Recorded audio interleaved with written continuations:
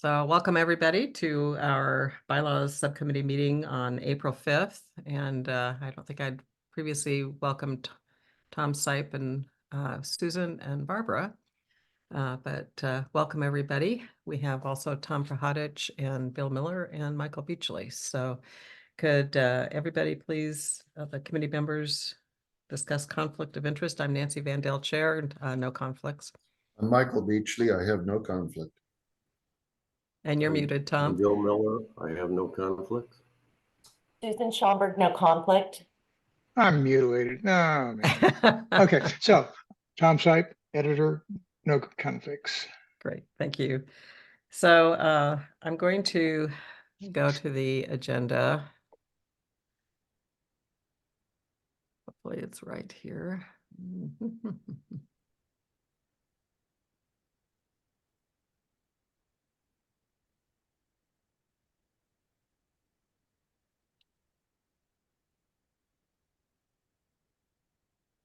Well, this is my personal agenda, but anyway, with notes. But basically, I'd like to we do the approval of the minutes, do the chairperson's report. Sarah Absher, I think, will be joining us in a bit. I don't know if she has anything to report. Go over the feedback session, go over the bylaws document for review, and then look at the project plan. Tom has a policies and procedures start that I just stuck in this morning into the project meeting folder. Bylaws presentation for the general meeting and meeting action summary, etc. Public comment. So hopefully that will go fairly quickly. Did everybody have a chance to review the minutes? Thank you very much, Michael, from the March 1st and March 15th meetings. I haven't seen the update. I Okay, sent they're in some the comments. okay, they're in the I don't know, they're in the meeting folder. So why Okay. don't we go back to the minutes toward the end, and Okay, you guys can I'll have a sneak a chance look. to make sure you had your comments. So I'm going to, please remind me if I don't get there by the end. Wyatt can't make it today. He had some appointments in Portland. So So did Mike, I think I made a comment too. Michael, did you get all our comments put in? I did, yes, and so did Nancy. So why are we delaying it, Nancy? Just because I wanted to Tom look was and see, checking but to see if he got yeah, his. I'm good with that. You're good with that? Okay. All right. So are there any further comments, corrections to the minutes of either March 1st or March 15th? Okay. If there are no objections, the minutes are approved as corrected.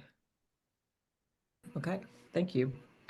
Okay, so my report, I want to thank everybody. It's been a tremendous amount of work, as we all know, and the tremendous progress has been made.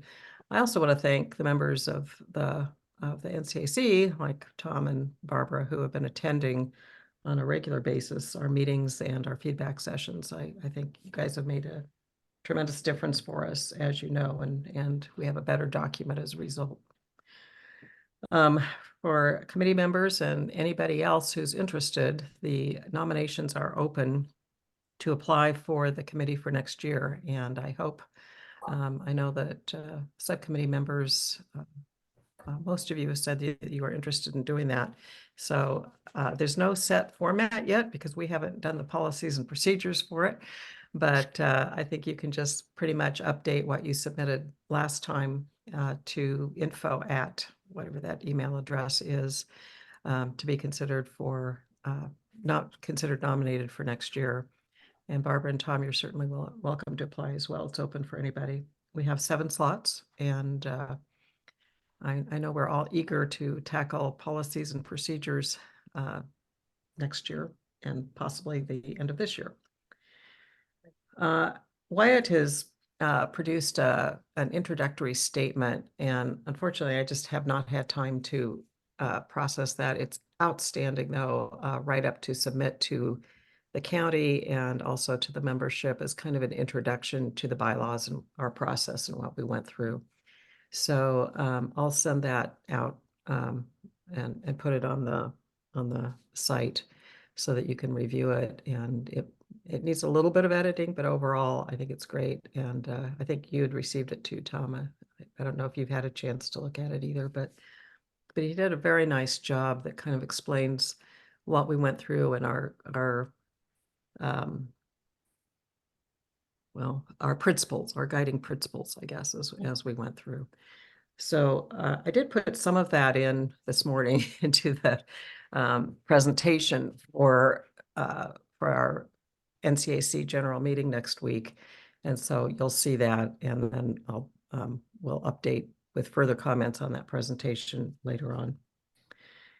So another thing I was reviewing when I was looking at the amending the bylaws process in Robert's rules is that it's good to have a transition statement. So one of the things that we will have this year is our bylaws say that we will be having officer elections at the April meeting so that the new board can be operating, the board-elect can be operating along with the current board just for planning purposes to have a budget approved, et cetera. This year, of course, the bylaws aren't likely to be approved until May 11th. And so they can't elect officers at the April meeting. It'll have to be done at the June meeting. So that would be one transition kind of a thing. It's the only one I can think of at the moment, but we do need to have some kind of an introduction, not as part of the bylaws themselves, but almost accompanying that to give authority to have that. Because bylaws take effect as soon as they're voted on. It's an immediate impact. So obviously that can't take effect. But I think that's something we can work on between now and our next meeting. But I just wanted to give you a heads up. What would that So- be part of the motion then, Nancy? It probably will. I need to research it a little bit more. Michael, maybe you know offhand, but I think it would be part of the motion to approve that there would be a transition kind of a thing. What specifically are you asking about? Well, transition, when we actually move to adopt the bylaws, there may be something in the motion about with a transition as noted or something like that. Oh, So I see. Yeah, yeah. yeah, Okay. so I'll have more information on that for our next meeting, because we won't be doing any motions until May 11th. Yeah, we don't want to build the transitions into the bylaws.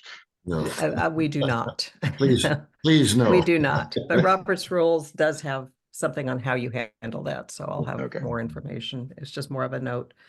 So that's all I have. So I think we'll hold off until Sarah comes. I haven't heard she's not coming.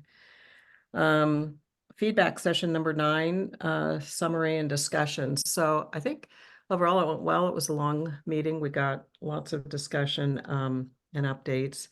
So a couple of things came up in that. One was selection of subcommittee members, whether they should be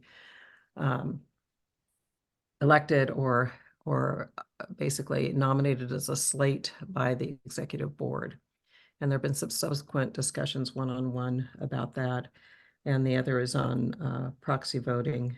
So that's the only ones I can think of that really needed discussion. Is there any other thing you'd like to talk about in this topic of the agenda? Yeah, there was a conversation about people voting later after Right. a motion, and some controversy about that. And I think we probably should just discuss that fact.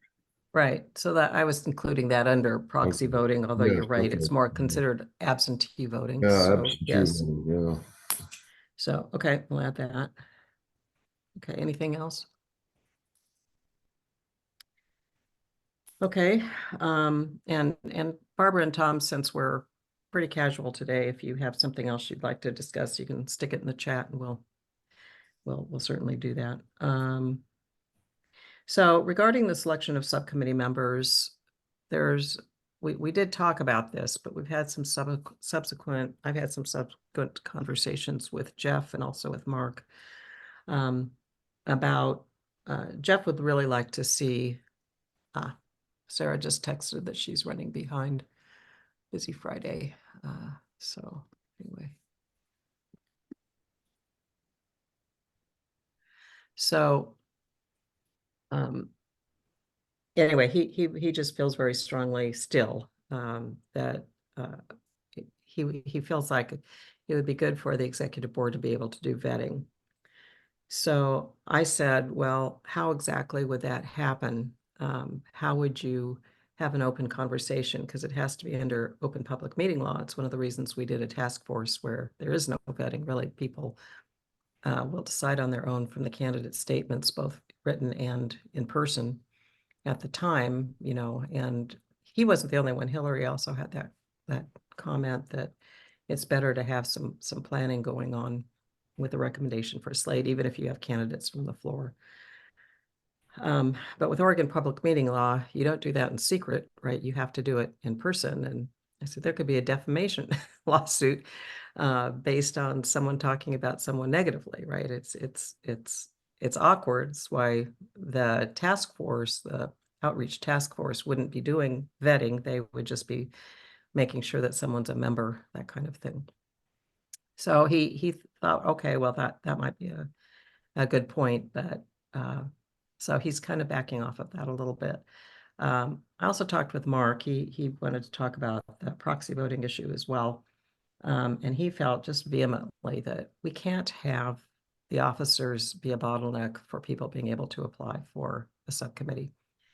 Even if it is a popularity contest, when the vote happens, it needs to be open to everybody. And that he felt that was something that really caused a lot of the mistrust in past years. So I'm just passing that along.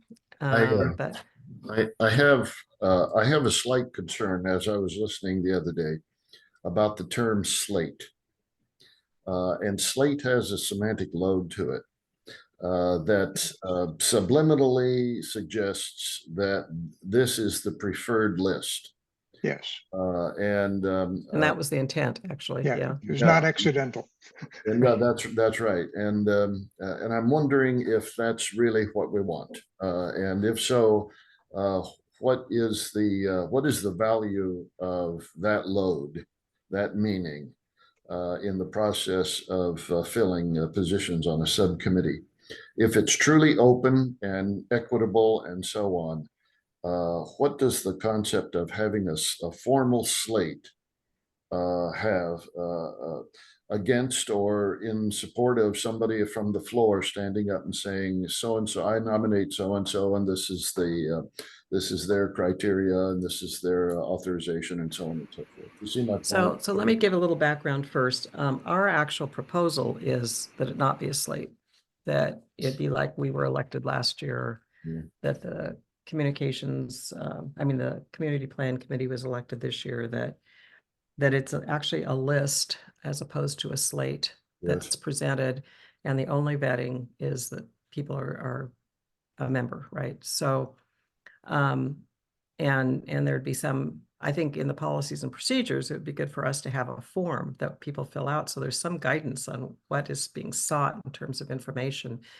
background on the subject matter, any particular interest, how you're a member, that kind of thing. There's something that we can do as we develop the policies and procedures to make it a little more standard. But no, the term slate, definitely there was an intent there of having that have more priority over nominations from the floor. So basically, I think what Jeff and Hillary were proposing was changing what our recommendation is. So I talked with Jeff again this morning. We talked yesterday, we talked this morning, and he's okay. I told him I would present what he's proposing, but he does understand what the committee's feeling has been. And while he's not exactly okay with it, he does understand that this is probably what we'll be proposing. But I promised him I would present it. So anyway, so it's thrown open for discussion here. And So let me know what you one think. comment So on Tom and then Bill. Yeah, one comment on the that I brought up the other night was that if we did have a slate and someone was nominated from the floor, we would have to have some mechanism for handling that. So that would actually explode the slate. Is the only way I can think of how to do it. So anybody at any time can explode the slate, and therefore becomes really cumbersome. it's much more straightforward because you're going to wind up doing it anyway. Just have it each individual vote. Well, I don't think the idea, Tom, would be that you would vote on the slate. The slate would be all these people that the board would have That's endorsed. one way of doing. That's one way. Another way is to say you vote the slate up or down. And that was his proposal. Jeff's proposal was you vote the slate up or down. But yes, it could be done the way you're talking about, Bill, where the names are going up. Yeah. And really in every organization I've been a part of, the board does propose a slate. And if it's committee, they just go ahead and appoint committee members. But it's not Oregon public meeting law, right? So I've never been involved in something with that. And to me, that puts a completely different twist on it. You can't discuss behind closed doors with Oregon public meeting law. So you really can't do it when everything's video recorded and on and public what the deliberations are going to be, I think, safely and fairly to people. So there are If that were advantages the and case, disadvantages each, but if that were the case, I would, and I happened to be on the executive committee board, which I hope I never am. I would have to absent myself from that conversation. I would not want to risk it. yeah, that's right. Because we are covered by insurance through the county, but only if we follow law. So when Sarah comes, if we don't come to a consensus here right now, we can bring it up to her. But my guess is the county would never approve such a thing. Bill? So Nancy, in response to your question about defamation, which Tom seems, maybe that's what he's also talking about. If you say something bad about a person or nasty or mean, that's not defamation. It has to be an untrue statement. And if somebody gets up and makes untrue statements, that's their problem. They shouldn't be doing that. Well, that's one role interpretation of defamation, yes, and it has that's it the has to legal do harm. interpretation. No, I It understand. also has to be untrue. But as you know, anybody can sue anybody at any time for anything.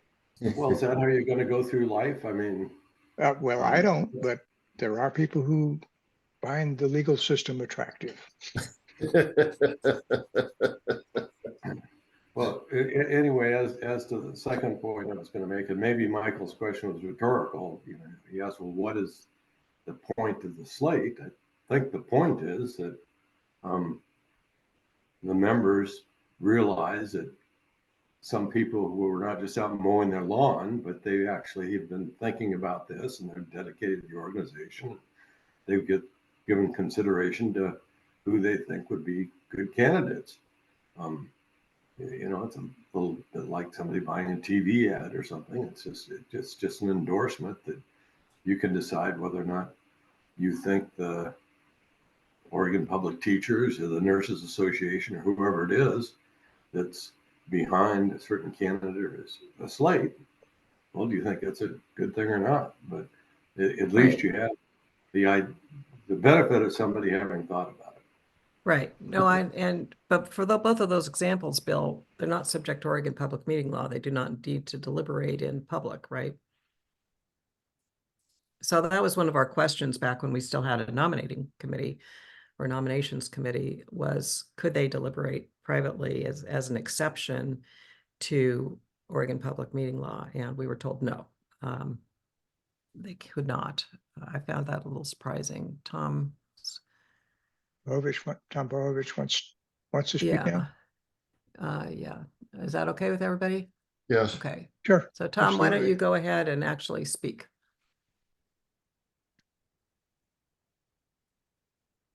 Or I can read you. As you know, I'm having difficulty unmuting, notwithstanding the fact that Tom 1 says it's easy to do. My computer's acting up. No, I never said it was easy to do. I did it this morning. Okay. Let me see if I can even see you. I'll try that. Or you can see me. Oh, there you are. I'm working on 2 appellate briefs. And so I'm going to have the computer on and I'm going to listen as best I can. And I want to make a public comment, but I may not be able to make one at the end. you can read what I wrote, but I said that there are two things that I want to say. One is that since it came up at the beginning of the meeting, if any of you choose to run again for this subcommittee, you have my support and vote. I think you've done it, you've, as a committee and individually, done an excellent job. I think it's a well-balanced representation of the Nescoin community. You complement each other very well. And I hope you go forward and that it's not something that I have time to do, although I have time to do this. Secondly, I want to make it clear, since you're going to talk about this, and I absolutely will not support or vote for proxy or absentee voting for reasons that were discussed the other day, and that I know you'll get incredible pushback on that from other people, because we've never had proxy voting. And there are a lot of us that feel that, you know, the residents have conceded that that you've actually moved the default position for meetings from public meetings to Zoom meetings or virtual meetings. And I think most people think that that's the way it has to be. It's more inclusive. And so we'll support that.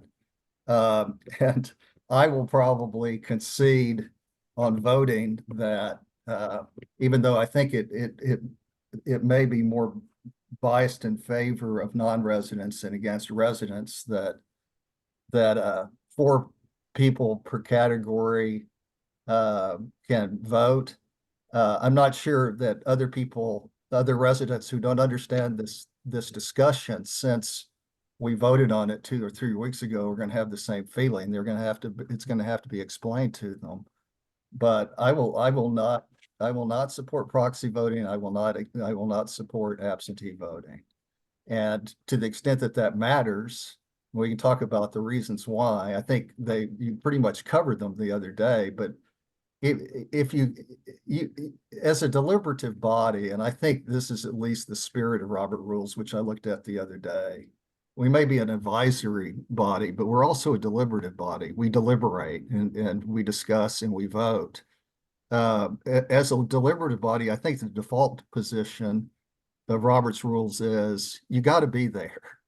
And I think Michael and Tom both expressed that the other day. And so and others did too. And I thought, well, I'm going to stay out of this because I'll just be repeating what they're saying. But I really do think that if you should care enough, if you care enough to want to participate on an issue, you should show up.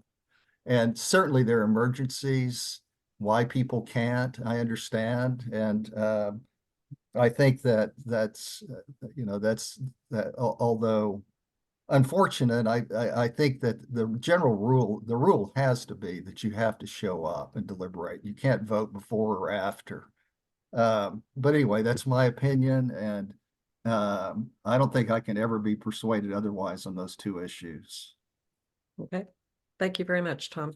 Thank you, Tom. Okay, so back to the first issue of the elections versus nominating a slate. Am I hearing a consensus that we should stick with our current recommendation of having the outreach committee, the outreach task force going out and searching for people to be willing to be on committees or officers and subcommittees and officers, and then vetting to make sure they're members only, and then that both and then subcommittee members get elected? Or do we want to spend any more time thinking about having the executive board look at a slate? I don't think it's out of bounds for the executive committee to invite people to talk with them. Mm-hmm. I don't think that should be prohibited, but I don't think them creating a slate is appropriate. Okay, any other comments? Because we could also put some things in the policies and procedures where, like Mark interviewed us each to kind of get a feeling for things. But Michael? Yeah, without arguing one way or the other, I look at a slate in two kinds of ways. One is that the executive board in many organizations has the authority to fill its own subcommittees. A slate indicates that they have put in the time and effort to vet people and feel that this is a workable subcommittee to fulfill the requirements and the tasks that the executive board feels need to be fulfilled, and that this is a statement to the membership that this is the result of their inquiry. The other side of a slate is the executive board runs the place, and how do we break into that without going into the difficulty of calling out executive board members? You see that kind of, so there are two sides to that sort of thing. The second thing is that nominations belong to the assembly. They belong to the body, and they can do that in a number of ways, including giving the executive board a slate option, or having the executive board forward a list of people that they feel are worthy, and then opening up nominations from the floor, which is incumbent upon the assembly then to vet the people as they stand. Who are you? What is your experience? Why do you want to do this? Why should we vote for you? That kind of thing is going on. So there's two ways of looking at it. But back to my original comment is that the concept of a slate indicates these are the people. Others, oh, well, okay, we could consider them, but these are the people. So it carries a significant power subliminally that this is the group you should vote on. And then you do it as a slate. You might add people to a slate in real life. I mean, as at the particular meeting in which the vote is going to be taken, you may add people to the slate, but that takes away the strength of the concept of a slate itself. So it's a weasel turd, really, because it can mean a lot of different things. Okay. And I'd like to clarify my previous statement. I think the interview process for the executive board should be mostly the board informing the candidate, if they don't have experience, what they're in for. I got that one. So I meant it not to be an interview in that sense, but basically Yeah. information exchange. Sure. And that's something we could put in the policies and procedures that wouldn't be part of the bylaws. Bill? Nance, would you just flesh out your idea of vetting a little bit? Because what you said was, I think, the vetting would only be to determine whether or not they were a member. So I'm, I guess, curious, how would you pick someone out? I mean, I think we would be looking for maybe to get some age diversity or some professional background diversity. Maybe we don't have anybody that knows anything about numbers. We'd be looking for an accountant that could fill the treasurer position. But if all the nominating task force is doing is saying, oh, you're a member and you look nice, I'm not sure what's the point of that. Right. So Looking is not necessary. Okay. What was anyway, that, Tom? sorry. I was just saying, looking nice is not necessary. So basically, Bill, the point is for the outreach task force to be able to operate where they're not doing anything policy-wise, they're just doing tasks. It doesn't really permit them to be able, they can actually get around to Oregon public meeting law, but they can't do anything really significant, substantive, but they can go out and talk to people and find out if their outreach is really, would you be interested in being on this position? This is what the position entails. And then if someone is applying, just to make sure they're a member, right? But no, it would mainly be that people would be introduced to the membership, and as Michael said, it's the membership that would make the determination through voting for the candidates. So I don't think there are going to be too many situations like we had with ours where there are going to be more members applying than there are slots, but it can happen. And who knows, maybe it would happen this year with the bylaws committee again. But I think I'd like us not to use the V word anymore. yes, I agree. Yeah, because it applies something more It's than just- it is. Yeah, it's qualify is a better term. Well, okay, I agree. I do agree. But there is a value in nominating in person and also in form in the gist of that nomination saying this person has a degree in law, or this person understands Oh, yeah. the rules of order, or this person is capable of doing a financial what blah blah blah, whatever it is. But in a sense, that involves vetting, although vetting also implies, is this person worthy or not? Well, That's a vetting value is, judgment, yeah. and there's a value dimension to the term vetting that is Yeah. just as there is a value judgment in slate. And I Okay, think so- what the procedure that's been proposed is, and again, some of this is falling into policies and procedures, but is the person would self-nominate. The outreach committee would go out and ask if people are interested. They could send out information saying, hey, these positions are open, please apply. Some of the things that the executive board has already done this year. And so they can send that out, but the form that we could do through the policies and procedures could have exactly that kind of information, Michael. But Yeah. I think the person would have to show some effort to fill out the form to show that they would be actually a participant on the committee, and then be there at the meeting if they possibly can to be able to comment as well, and people have a chance to see them. So I'm just we have a lot to cover today. Is there any objection to our sticking with what we have currently as our proposal? Nope. Objection. Bill? Okay, Michael, okay. Okay, proxy voting, we've had a number of discussions since then, since the meeting the other night, and also absentee voting.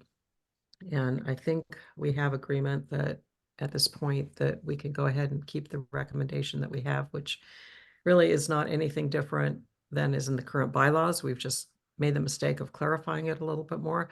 So, currently the bylaws say you have to be present to vote. We just expanded that to say, no proxy voting. So, is there any objection to continuing with that? I don't have any objection, but I'm curious, is Tom P still there? He is. Tom Prahodich, Bill would like to ask you a question. You were strongly against proxy voting on the basis that you have to be there to vote. So if husband and wife both own property together, have been married for 25 years, they trust each other entirely. I'm curious why you think it's so important that they both be there to vote, because that's can be fairly inconvenient from time to time. Well, given the example that you've just given, to me, it's a slippery slope, because you're making an exception for spouses that it's not clear to me why it shouldn't be that shouldn't be extended also to partners and people that are in corporations together and families. And that as I said, I think Robert's Rules of Order suggest that for a deliberative body, more than suggest, I think it indicates that for a deliberative body that deliberates, people need to be involved in the deliberation. And there were people that Michael and Tom, I think, made this, and if I'm wrong, you all can correct me, but I think what I heard from you all the other day And as I said, I didn't didn't enter the argument because I thought they had done it very, very well. I think that if you care enough to uh, care enough to vote, you should be at the meeting. And so that's the reason. I mean, I can promise you that if when there are votes that are important, uh, I, I tell Vicky that she has to be at the meeting with me, and I would not. I think that it would just be unfair to allow people to allow your example. So that's my rationale. I mean, well, I'll stop. I think you're right, Tom. And to jump on your first comment, spouses is just a category for which another person is involved, which could be close friends, it could be cousins, it could be mothers, it could be anybody Significant others. deal with. And the only way to deal with that is to then say, oh, proxy votings are allowed. And so on and so forth. But the problem with proxy votings is that the person who is not there, very rarely are there motions and issues that are coming before a body that are not somehow changed or some modified in some way, or there are amendments that go in there and the person who's not there does not know what that's going to be, and then they're voting on a blind proposal. And that's why it's it. Now, occasionally there's a singular thing, such as a candidate or something coming down from the state or the county commissioners that we don't have any control over changing or whatsoever, and that there's been 6 months worth of argument and debate and discussion and so on, and it comes to this one meeting where we say, shall we accept this or not? Then you might be able to say, yeah, proxy voting is important because my taxes will go up, or what, or something like that. But that is so rare as to not even allow a proxy voting in that one. Okay, thank you. So Barbara has a comment in the chat also about remember that all matters that require a vote have at least 1 month advance warning that a vote will be taken. Actually, Barbara, I think that's 14 days advance notice, but we'll be going through that. But it's still a good point that there'll be plenty of notice if there's an important vote. Absolutely. So thank you for that comment. Okay, so just so we can move on, is there any, and thank you, Tom and Michael and Bill and Tom. Is there any further discussion, or can we just put this to rest? Any objection to keeping what we have? Okay, thank you. All right, so the next item on the agenda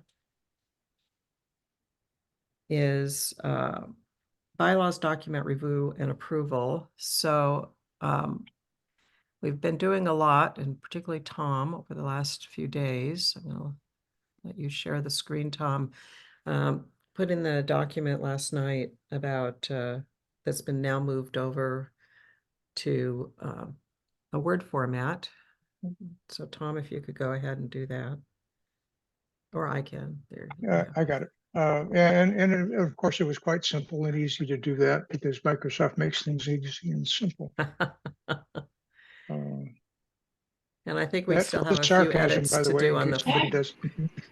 We have a few edits to do on the fly, right? Yeah, I Nancy, ran out of time.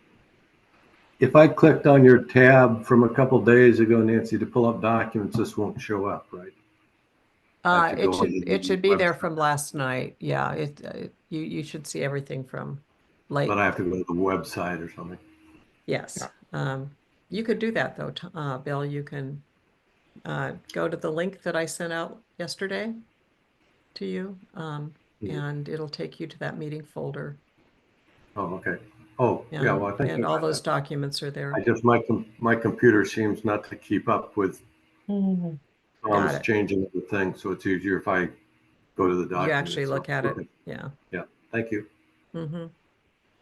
So R5, I went through the litany of what happened. I guess I should probably do that for the benefit of the audience.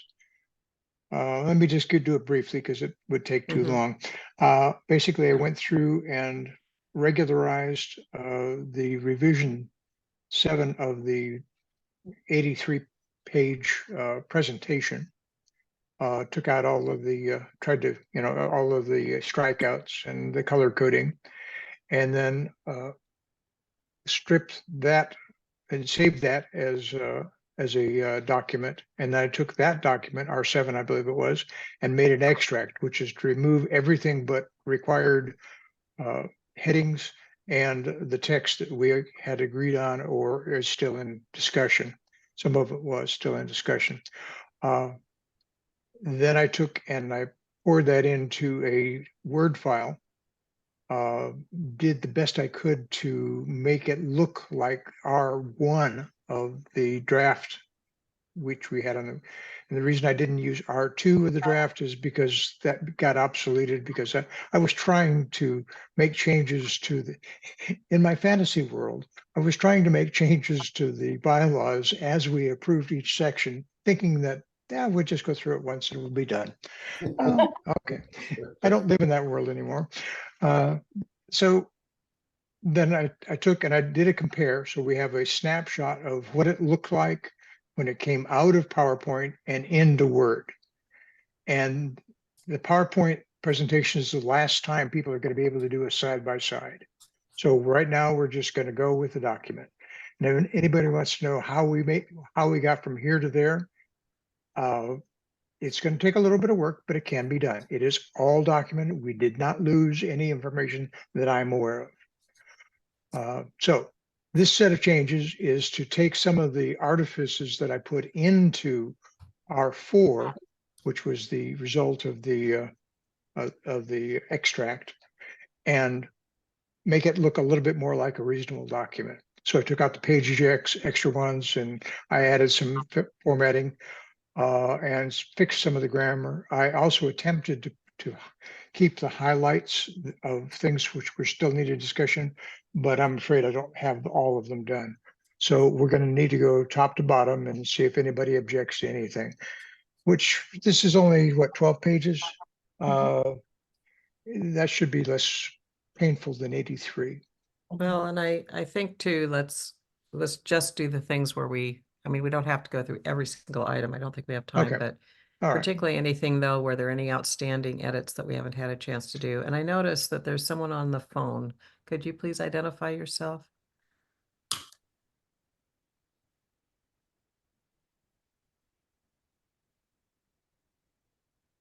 You can unmute. I can't hear you. Thank Star you. 6. Just Roger. Hi, Roger. Wonderful. Good to see you, or good Okay. to hear Right. you. Okay. Thank you, I'm Roger. loading rocks. I'm loading rocks Okay. in my pickup. You can come help if you want. Okay. That's all right. Thank you. Welcome. All right. Okay. Okay, and this should be showing. So, change. well, I'll go back. So you and Where's I your- had changed on Article 2. Okay, you changed. Great. Yeah, and I don't know why that's not showing up. It's showing as being changed, but it is not showing. Okay. We were doing some little grammar edit kinds of Yeah. things and realized they didn't go together, or they were on different slides before, and then so okay. Yeah, one was passive and one was active, and Right. and in the same bullets, I couldn't stand it. I just had Yeah, to change good. it. Maybe I changed it before I put on. I have been using for the what I'd like to do is I used words change tracking, Mhm. and that seems to be extremely awkward and also makes Word to be confused at a time. So in the future, I'm going to be doing edits and then producing a compare file. Okay. That seems to work better. It's just a Okay. nightmare. I've forgotten how much I hate Word. Okay. Could we do a version that doesn't show all the punctuation marks? Oh, sorry. I see, I filtered those out, uh, because I need them. Yeah, Okay, and we'll take out the paragraph marks. Okay. There we go. thank you. Okay, I'm good. Yeah, I'm not, okay, anyway. So just change some grammar here. Mhm. One thing, I took a wild guess that, I didn't like to have voting in here for that. I understand that Wyatt is now agrees that maybe we don't have to have that. So He's I fine put- with having what we talked about, Tom, in Article 3, Section 3. Okay, And we And take before it I do- out of Article 5, Section 8. Like you and I talked about Yeah. yesterday. You both were I'm good sorry, with say that again. So we're removing the discussion of honor system from Article 5, Section 8 voting and putting it in Article 3, Section 3, where we talk about membership and voting eligibility. Yeah, didn't understand that. That's what you said before. I think it belongs in voting myself. Well, I'm not gonna die on that hill. so down further, down, right, whoops, stop. Okay, so a membership in the NCAC extends full right of participation, including the right of voting in NCAC meetings. Eligibility for membership and voting shall be on the honor system right there. And you were both happy with that yesterday individually. Yeah, because I didn't understand. I was a little fried yesterday. Okay, Okay. I well, have a Anyway. comment about that sentence, because a person, given that we're limited to number of people per category, someone could be a member, say if they're in a fractional ownership, but not be eligible to vote under the limitations. So I'm wondering if we need to dial in this sentence. so Susan, they are not eligible to be a member. I mean, we don't have a distinguishing thing between a member and an ability to vote.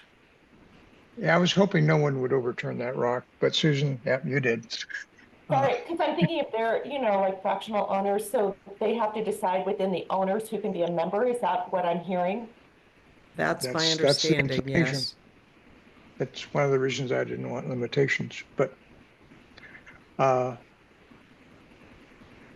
okay, so But is So, that inclusive as far as growing a membership? Right. I mean, It's a we don't conundrum. have a way to say I mean, anyone could come to a meeting and speak. We don't have any limit on someone coming to a meeting and speak, but they're not speaking as a member. Because it's open to the public. do I have that? Eligibility for membership and voting, Oh, I think was the, oh, you want that instead? well, that is what I thought we had. Well, I don't care. Well, right now it's tell me redundant. what you want and I'll do that. We wanted to add, and voting in the yellow sentence up there. You want to add But- voting?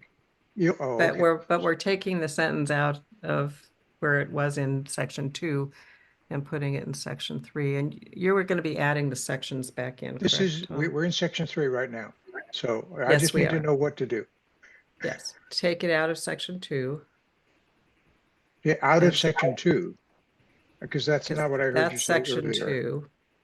Oh, this is section 3, No, that's Article 3. article. Oh, That's why I wanted the sections put back in that we had in the presentation. no, those Yeah. sections are only, I don't think they're appropriate. There's not enough information there, but that's a problem, a different problem. Okay, because when you and I talked about it, I thought you said you were putting sections back in. We did not have a Okay, complete understanding of what we got get, each of us Okay. meant. okay, Okay, so don't give me a section numbers, just tell me where they should put the cursor Right. and I'll be happy to do that. okay. So down at the bottom line, please. So down here, Yes. Because we actually had a title for that section.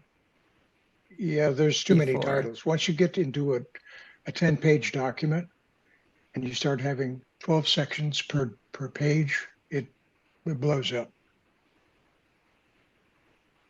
As a matter of fact, so delete that. And Yes, is that what you want? it is. But what about other people? How do you feel about this? Okay. And Susan, I don't want I'm to a lose little what you confused. said. I'm a little confused at what we're looking at now. Are these the bylaws or is this some summary of the bylaws? This is bylaws. We are But- in the bylaws document, But, R6, which hadn't been done. but we're not having sections now? We have articles, and when there is more than about a page worth of text, in other words, you got 1, 2, 3, 4, 5, 6, 7, 8, maybe 18 lines.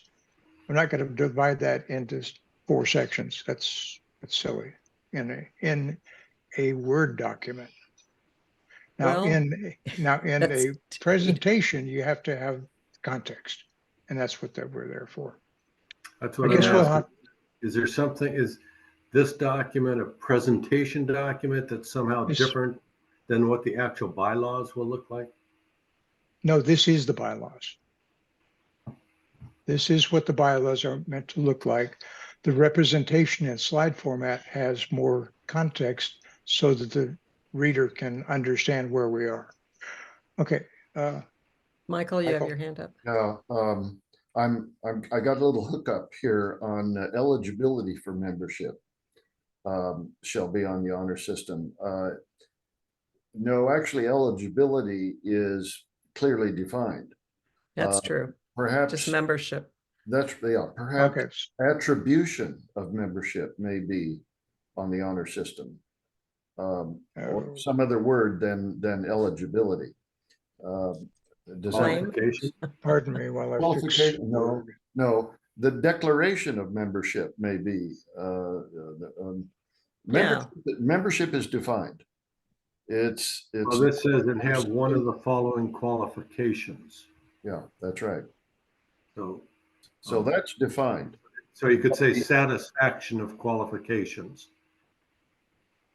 Okay, now I'm happy again. And so you would like this word to be what? That's good. I- That's a good question. Application, Declaration. declaration, Declaration. I like declaration. declaration. That's good. I like that. Declaration's good. Somebody said that. It Declaration wasn't for me. I membership like it. and voting. It's Of I think that's got to and be an of. for. And for voting. Well, that also indicates that there's a declaration for voting. So I'm being picky here. I'm sorry, but let me try No, this. good. Voting and declaration of membership shall be on the honor system. I'm okay with that.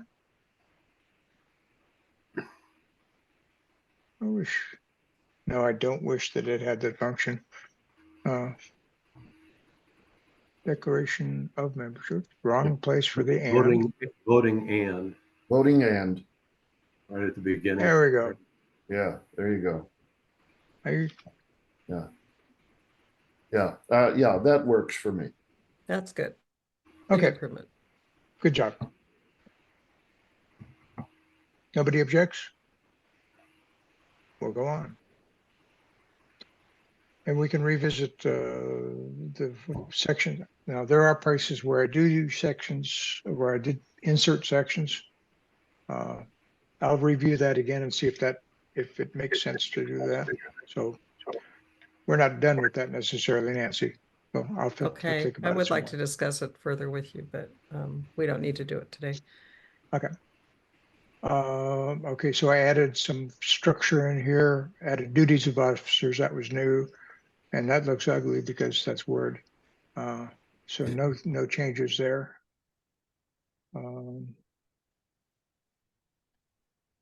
And then I added the sub thing, procedures concerning officers. I'm very happy to have different words for that, things that describe the different parts of how the officers are meant to work. And we got, just to give you an overview, we got nominations and elections, term of office, removal from office, and vacancies. So I called that procedures concerning officers. If somebody can come up with a better phrase, I'm very happy. If not, we'll leave that. I wouldn't include that ampersand. It seems Oh, no. a Oh, bit oh, casual. oh, I'm sorry. That's one of the things I go after. And that and Latinates, EGs and such. Protocols, how about protocols? How about nominations and elections? But because it's more than that, it's also term of removal from office and term of office vacancies. Well, back up to the word procedures. Yeah, Is that what you're asking about, Tom? yeah. This No I matter. Okay, how about protocols? big word though. I mean, in terms of protocols, can mean a lot of different things. Yeah, yeah. So can procedures. So I think we have a basic disagreement, and I don't know what the committee, please feel What's the free to weigh what's the in, disagreement on? committee, but in terms of sections, I think sections are helpful, even if they're short. And by having a big encompassing thing with things underneath, nominations and elections to me are a section, and then down, a term of office is a section, and removal from office is a section, just like we've had it all along up until today. Okay, so that's what the grouping is. You have two major groupings under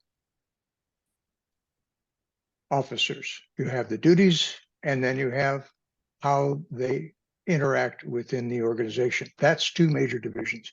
We did not have that in the presentation because it would have spanned too many slides. So that's the logical division.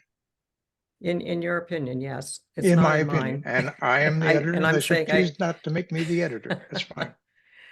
No, It is an editorial. I'm just providing input. right. So I don't know. Does anybody else care? Maybe Can you go maybe down it's- just a little bit farther, Tom, so we can see these other? Term of office, removal from office, and vacancies. They all have to do with how officers are treated, if you will.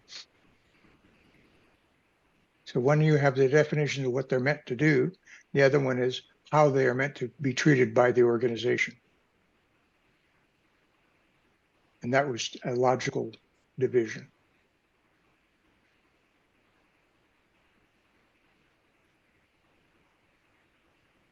Well, let's move on. I will produce a table of contents if you like. I think it will be clear that that's a reasonable division of this. Okay. Well, okay. I just consider nominations and elections extremely important, and to have it as a subsection to me is different. So anyway, well, we could call this nominations and procedures. How about that? Well, nominations and elections and other procedures. I mean, whatever. Let's move on. Okay, so I moved that closer to where this actual this becomes an suggestion in the chat to just use officers for section 2. Didn't understand that.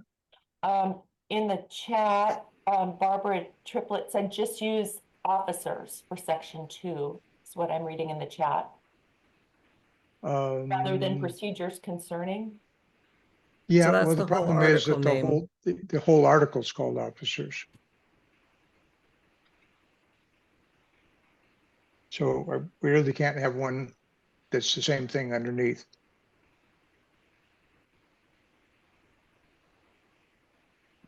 Okay, so back on article. For what it's worth, I side with Nancy on that. Don't know which part. Having each of those be a separate subsection. I think I do as well. Okay, so let's figure out what it is you mean, because I don't understand. Just take out the procedures and whatever it was, procedures and so on. Just take that out, and each of those are freestanding subsections or sections. Sections, you mean? Yeah.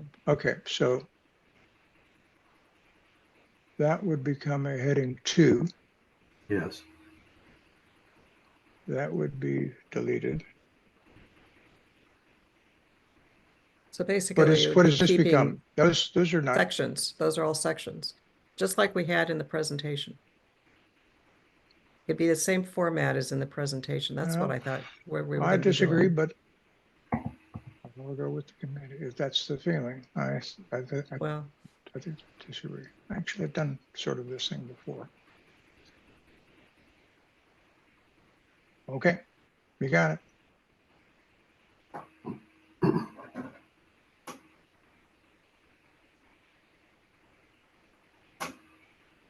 Okay, just, I will say one last thing. I like to have a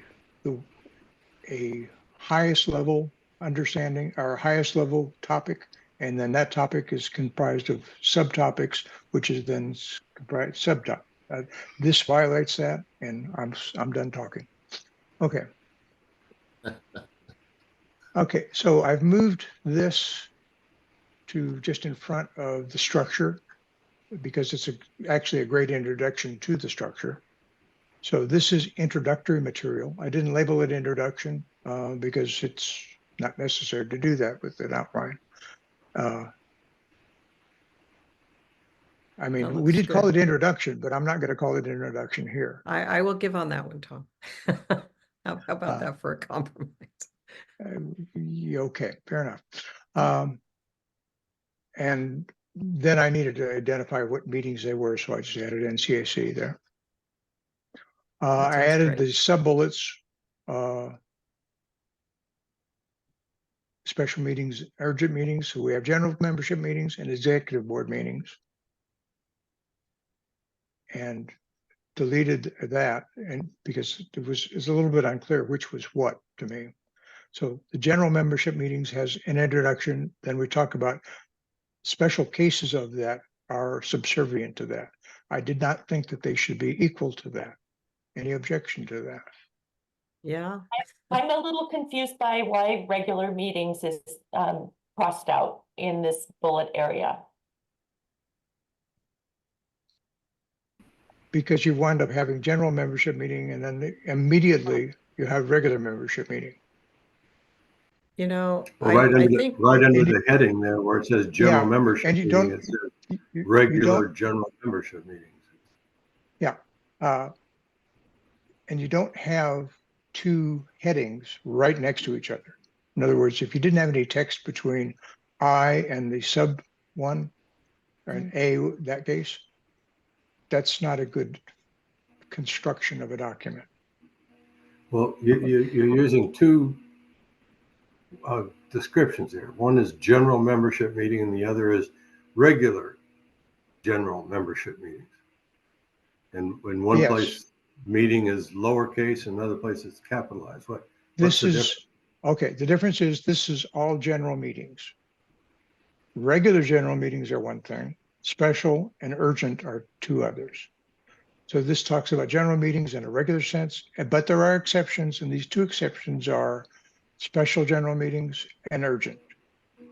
But you took out the regular. If I was to, Regular meetings. okay, so let me put it in, let me illustrate what I mean.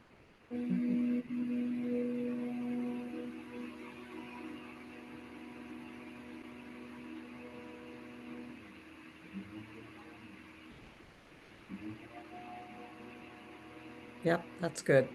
Oh, no. Oops. Why is it not doing strange things? Why is it not responding? I hate Word. I should be able to put a heading 3 there. Okay, well, and then it would be renumbered. Yeah, that was what you would That- have.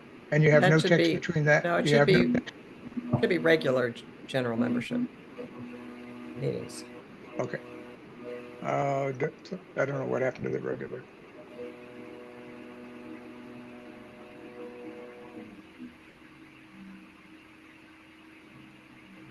that would be what you would have.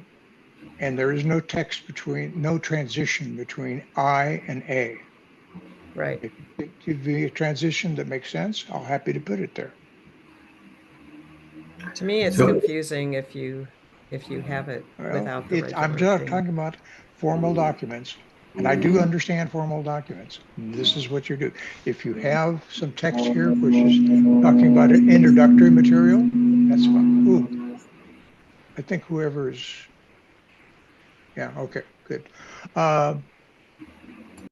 If you got some introductory text there, then we're okay. If you have introductory text, Can you scroll up just a little bit now so we can see the introduction to that? up or down, this has been, Right there, Ooh. right there. okay, that's been, yeah, that was moved into that. This is the introductory to this section.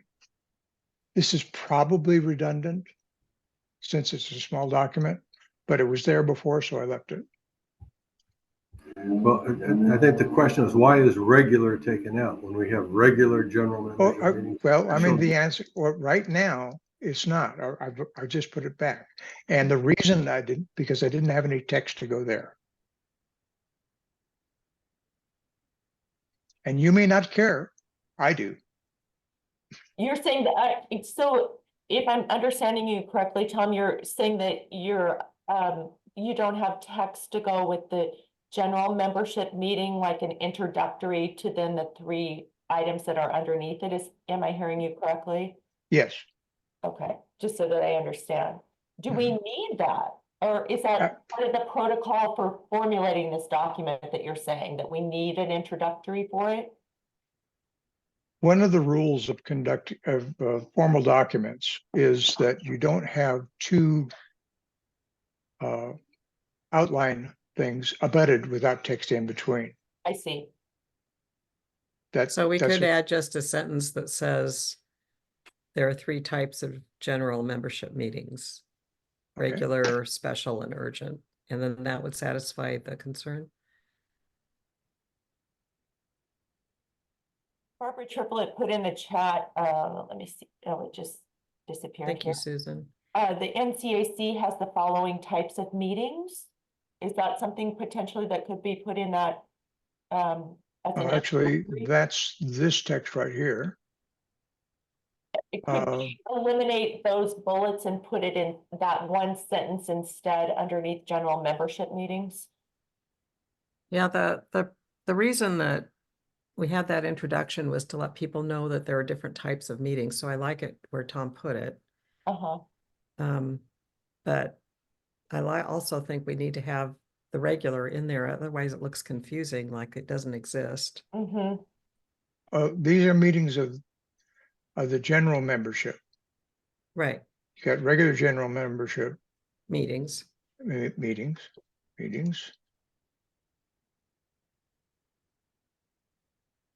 And then you have Special and urgent. Right. Special and urgent. Right. So are we okay? So you're gonna take out the Uh, cross out on regular meetings? Up above. Well, If you have meetings, membership meetings, it seems to me regular is a default. yeah, that's Okay. kind of what I was thinking, but Yeah, Are you saying you don't think it's necessary, Michael, or you think it is? I don't think it's necessary, except that you, under general meetings, meetings is, membership meetings is what I'm thinking about. Then you have general, the comment that general meetings meet such and such, so and so, how many times, da, da, da, da, da, da, da. Then you have another section that says special meetings and another one that's urgent meetings as separated out. But regular meetings are default meetings. I don't know why we have to call them regular meetings. That's my point. okay. So I think I took from what you said, we could, if we eliminated general from here, and then we put regular here and deleted that, would that be everybody not unhappy? Because we have membership meetings and we have executive board meetings and subcommittee meetings. No, And- I think the general is really important, showing that it's everything. In the Well- header, Nancy, or in the subheader? In the header. Where the I period general membership meeting where the general has been canceled out, or in the Yeah. public? So like if we had general up in I, where you have I still there, general let me membership, back out and what then I there just have, did. and then have regular. I'm not sure, what is the general adding, Nancy? Aren't these, I mean, it seems to me like these are membership meetings, the type we have, regular meetings, special meetings, urgent meetings. Well, all of them are membership to a point since they're open. Yeah. Well, maybe I'm wrong. Maybe we don't need general. If we have membership meetings and then we have, because the Executive membership is the board focus. and And then we have subcommittee. executive board meetings where the executive board is the focus and subcommittee. Mhm. So to me, I don't think we need general, but Well, maybe I don't not. think- Was it in the current bylaws or did we add that? I think it's in the, Go see if I have them printed. so I think I'm fine with membership if everybody else is. I'm fine with membership. General, it's sort of like, well, It's an added word. added word, yeah. okay. And then you can identify regular, special, urgent, exec, committees, all under the rubric of meetings. Well, we also have special and urgent under executive. Yes, and so we're really getting down into the weeds here, but Yeah. we've got membership meetings and then executive board meetings. So membership meetings, and we have regular, special, general. Executive board meetings, wouldn't we just have special and urgent? Why would? They also have we're not- regular meetings. Yeah, well, we could have that too, but why are we sticking executive board in when it's already under the bullet of executive board? And if we're going to do it there, then why wouldn't we say regular membership meetings? I mean, it seems like that's the point of having these. Right. We should have Bullet. regular down under executive board too. Yes, but One's you regular have membership and one's executive regular. board, and under there, I would just say special meetings, regular meetings, urgent, or whatever Right. they are. Right. Yeah. So we have another heading there. Executive board meetings can be, 3 different types to be able to have the But you wouldn't text. have to say below special executive board meetings. You'd just say special meetings because it's already under a in heading. the header, yeah, of executive board meetings. I understand what you're saying, Bill. Mhm. Yes. So I'll do the same kind of treatment for executive boards and committees. Thank you. Are we good for that? Yes. Mhm. Um,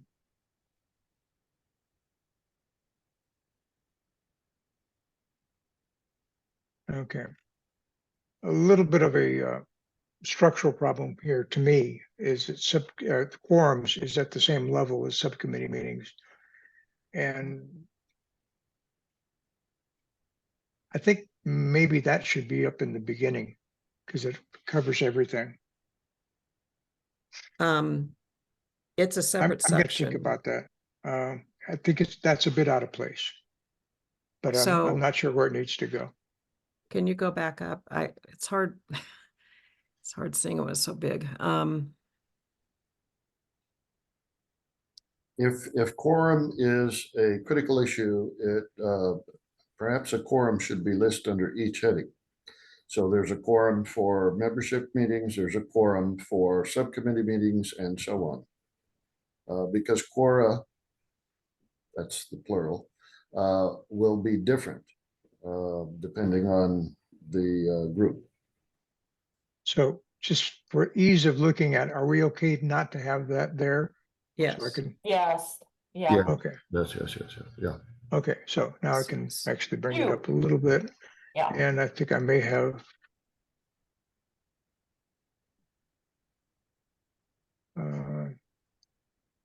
Okay. Get rid of the page breaks. This is going to be draft 6, right? We have it Okay. as draft 6, is that right? Okay, so Yeah, I've already saved it as, and I'll save it Thank right you. now again. Okay, so, for meetings, and So I think what we were saying before is that the sections were general meetings, executive board meetings, subcommittee meetings, quorums that affect everything, voting affects everything, conflict of interest affects everything. But I think you're right that general meetings, executive board meetings, and subcommittee meetings could be subsections under meetings types. And then quorums and all the other ones, voting, all the other things that are in there are section headings. okay, Does that make I sense? believe I understood that. Let me say it back, because is that the structure should be that we have a category meetings and quorum, Mhm. motions, and conflict of Right. interest and voting should all be at the same level. Right. Does that sound reasonable to people? Yeah, it does. And you don't want to see me do that. No, I don't. But I will, I will make a note that that's, Does that make sense? No, any objections to that? Okay. okay. We'll probably have to call it something other than meetings because meetings is the Oracle name, but I will come you up can with figure a that out. proposal. Yeah. Thank you. Oh, yeah.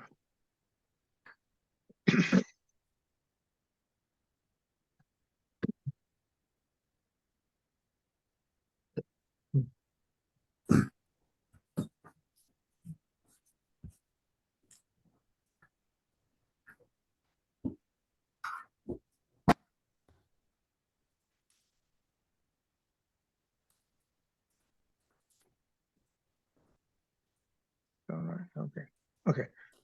Is that sufficient? That's a memory jogger for me and anybody, we can Yeah. just, Sounds good.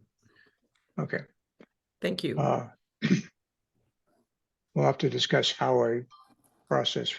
I may wind up having an accept changes version and then a modified version after that. So liable to be 2 versions coming up. Sounds Okay. good. Is this all right in terms of size for people's screens? Because I don't know what size people's screens It's are. good. It's good for me, but how Yeah. about everybody else? I got to mean, read it closely, but I can see it. Okay. Slightly bigger would be good, but then you can't have as much text, so that's okay. That's slightly That's good. bigger. Yeah.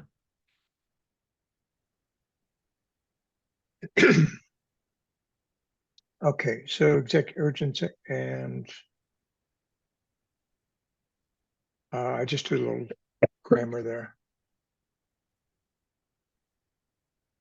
Anybody agree or object to my grammar?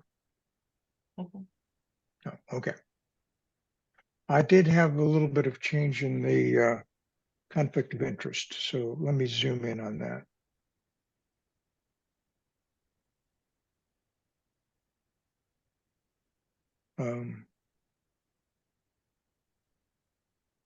I thought the sentence was just too complicated.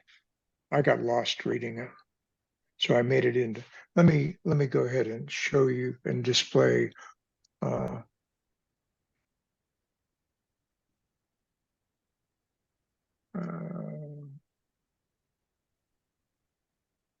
they used to have a thing where it would drop out what the markup was. Oh, they get rid of that? Oh, bless them.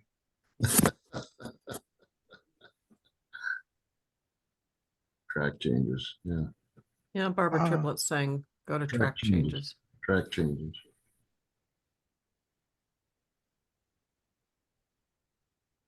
Well, that's just whether or not it keeps doing it. Yeah. I was trying to get it to show it what it would be if you I accepted think it. They used to have over that there option. on show markup, can you on the right of track changes? Or go. Specific people. Yeah, it doesn't give you that option anymore. Hmm. Oh, how lovely. What about all markup? I guess that's already, you're already in a subsection of that. Yeah. Oh, well. Yeah, I've had trouble with track changes too, where you think you've taken it off and it's still there. Okay, I can always do an undo on the accept change. But this is okay. This is okay. Is We that can okay? figure it out. Yeah, let's just go on. Yeah, So, actually, that looks quite that's adequate. fine. Yes. so after each Adequate? meeting is over. I'm good with I'll- adequate. Well, actually, it suffices. How's that? Uh, if you could maybe unhighlight it, then we could see it more clearly. Okay. In the gray. The gray is tough. There, thank you. A statement of the officers or subcommittee members and the respective subcommittee members meetings to declare if they have conflict regarding the action items to be discussed at that meeting. Sounds okay to me, but Susan, you're the one who is really familiar with this. Yeah, Really?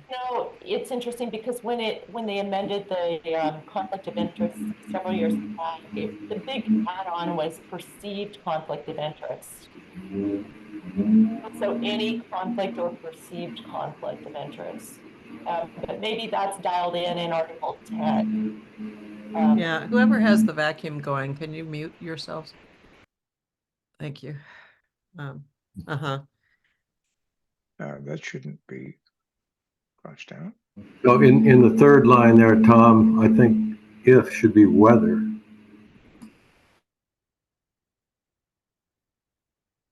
Okay. Yeah, good catch. Oh, well, okay. That's or that or wetter. Letter. Okay. And if we were to be consistent with what the county council approved previously, it would be whether they have any conflict or perceived conflict of interest.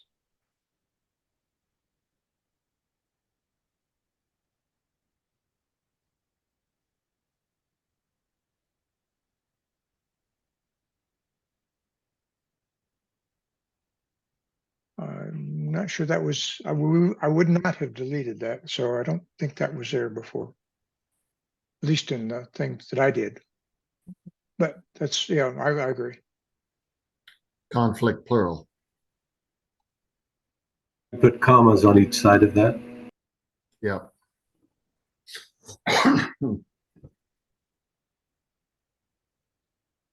It could be M dashes. Conflict. But you should use the same. Yeah, you made that plural now. Okay.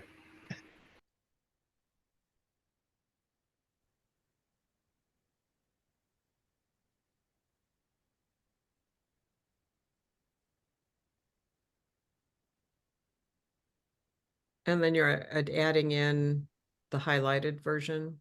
The highlighted version, the highlighted paragraph, I believe, is redundant with Okay. what's said earlier. I think it was added at some point when you and Wyatt were working on Article 10. Somehow this appeared.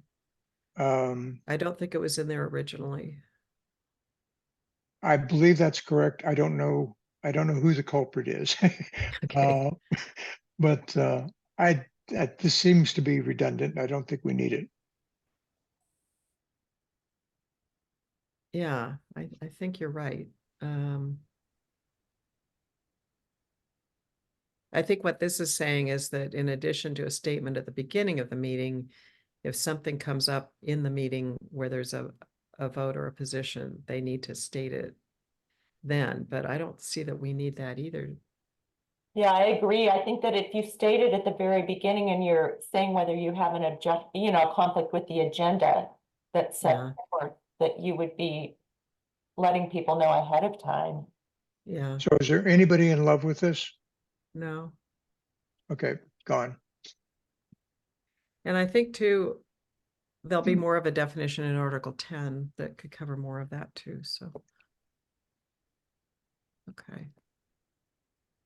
And I think we're good with that. Okay. You can take off voting is on the honor system. We moved it to Article 3, Section 3.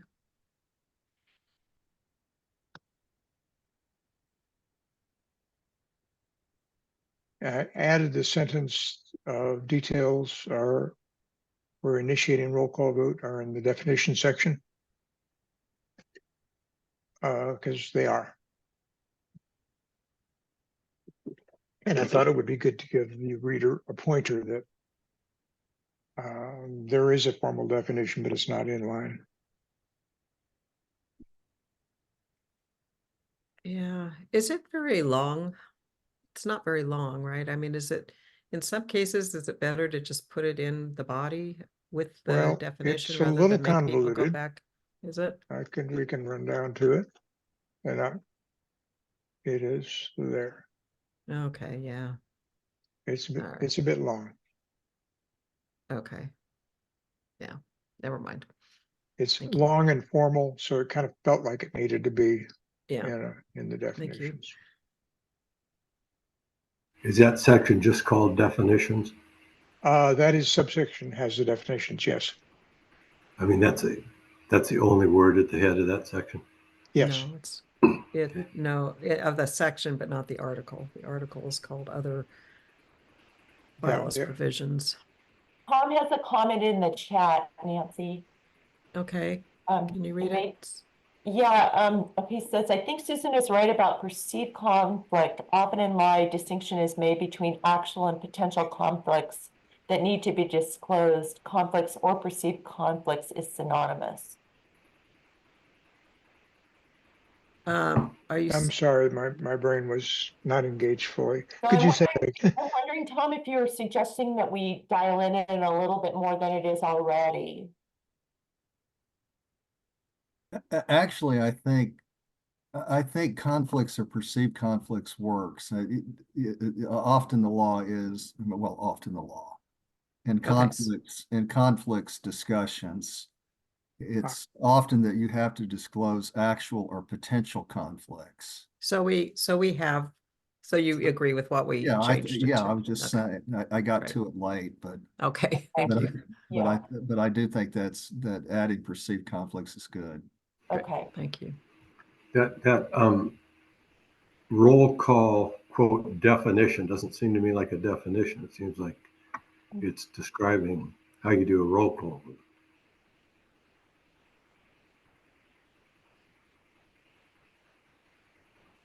Yeah, I think the details of the process for it would be in policies and procedures. The definition is in the Article 10.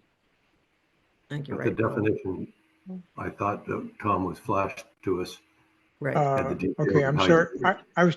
I was trying to capture your comment, Bill, because I realized I'd made an error. So I'm sorry for disengaging for a moment while I fixed the problem of Okay. my So, own making. yeah, I think what Bill's saying is correct. The details of the process for initiating it is not in Article 10. It's going to be in the policies and procedures.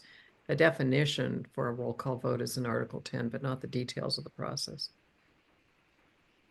Well, but if you look at Article, can you flash to Article 10, that Yes. quote definition?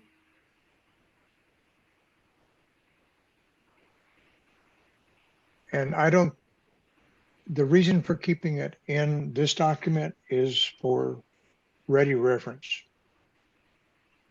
Yes, but is there a section above this definition? Is this section 10, is it called general or something? It is other bylaws Other provision. bylaw provisions governing the would it be better to put it as roll call voting up there? I mean, it doesn't seem to me like that's a definition. Fair enough. Yeah, we could The make it vote. standalone. You see what I'm saying, Nancy? Yeah, I'm thinking, yeah. Why don't you flash up so we can read it again, Tom, the voting thing? Yeah, we could move it from here and have it a standalone section. And I'll fix it up. Yeah, that's perfect. Makes perfect sense to me. It's not really a definition. Yeah.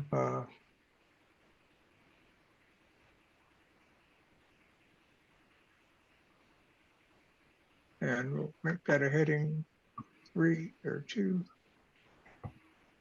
There. Yeah, That I work? guess that's right. And that is enough to say procedures. I think details of procedures maybe a little strong back in Article 5, but procedures for a roll call vote is, yeah, Okay. that's a good catch. All right.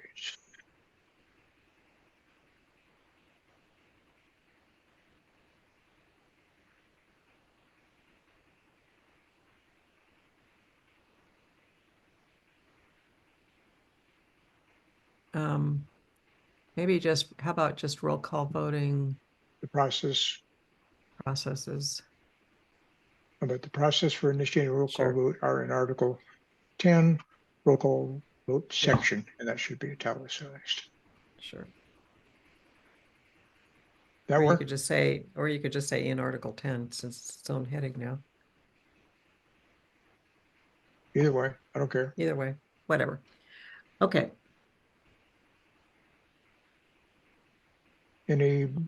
Anybody not unhappy with this? Is everybody not unhappy with this? You know, my only comment would be that since the header is voting, I'm almost of the mind to bring roll call voting and pull it under the voting header. And not send someone into section 10. But that's just my own opinion seeing this. Could do. That would be perfectly reasonable. You want to see what that looks like?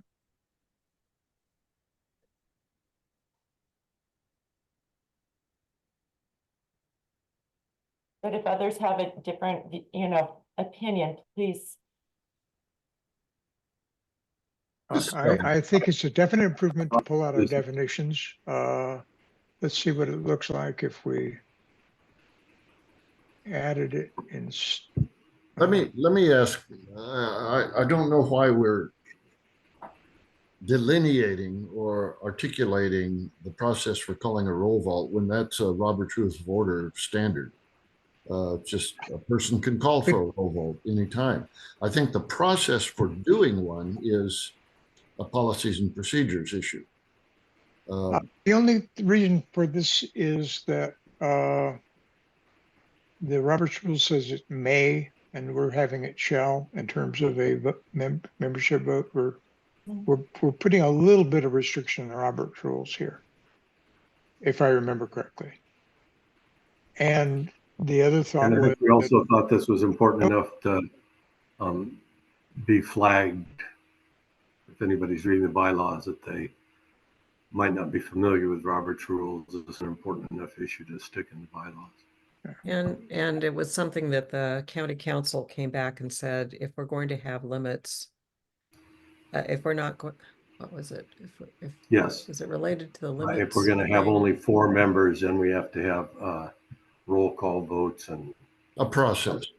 in a Yeah. process, Yeah, well, a process seems to me to be procedures and policies, right. but not a bylaw. I just see a differentiation there. And of course, that's why you would have a parliamentarian, because if the issue came up, the parliamentarian could respond and give some advice on the procedure. I don't care. It's fine. It just seems unnecessary for a bylaw. I think when the Yes. county looks at it and doesn't see it, and then we say, oh, it's in policies and procedures, we have a parliamentarian, blah, blah, blah, they're going to think we're weasels. I don't know. Because they've said they want to see it. They do, and it wasn't related to members. It was related to voting and recording every member's votes by name.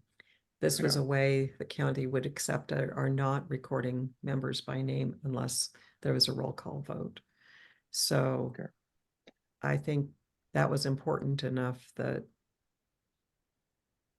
I think I kind of like it back in Article 10. Yeah. I do, I think, but I can go I'm either just way. one, so I can either go way either is way. fine.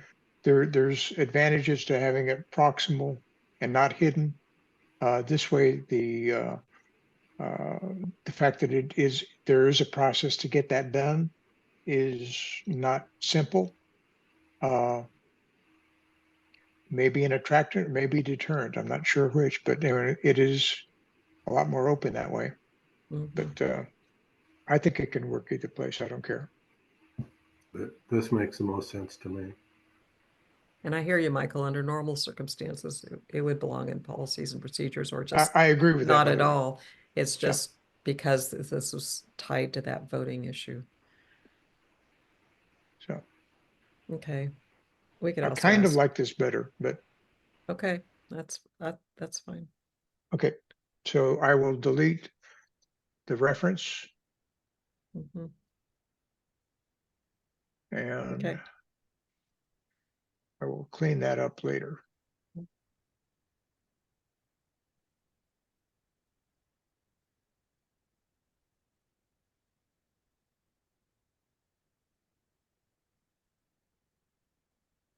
Actually, I'm glad they have light gray on dark gray for the elevator bars. That's very useful. I like that a lot. Okay, so we've got that. And the honor system dropped out. Okay, so the NCAC area of responsibility.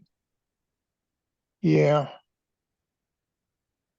Why was that highlighted? Somebody commented on that. I don't remember who or why. I think we wanted to have NCAC area the A in area capitalized, right? But then And then of we could take responsi- out, we then could of take out of responsibility. response. Comes out. Right, we take out of responsibility. Oh, okay. That's what I was not. That wasn't clear to me, and that looked ugly to me. Yeah. Okay. I'll go ahead and make sure that all the areas are capitalized. I think I did that, but I'll check. Thank you.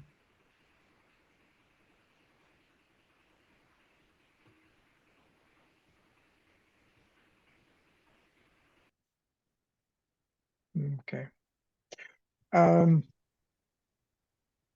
There's a limitation implied here that only meetings or hearings that affecting. No, okay, never mind. Brain fart. Let's go on. You're allowed. Okay, executive board. I didn't make any changes there particularly. I believe I followed the. On Thank the you. executive board, do you want to include parliamentarian as ex officio? That would be the appointed, that's under appointed NCAC officers. Okay. And then it's also down in parliamentarian and Article 4 officers. It includes that being on the Okay. executive board. And we've gone through all of this. I don't think we've had any changes. Nope, I think we're good.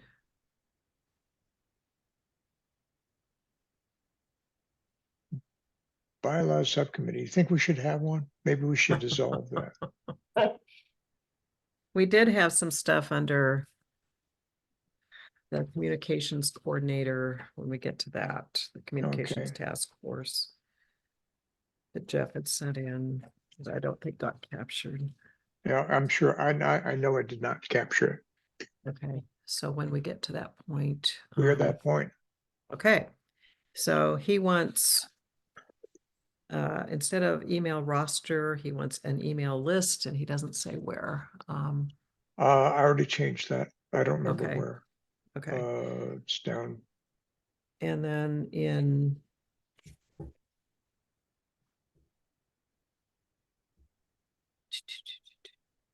Make sure I did.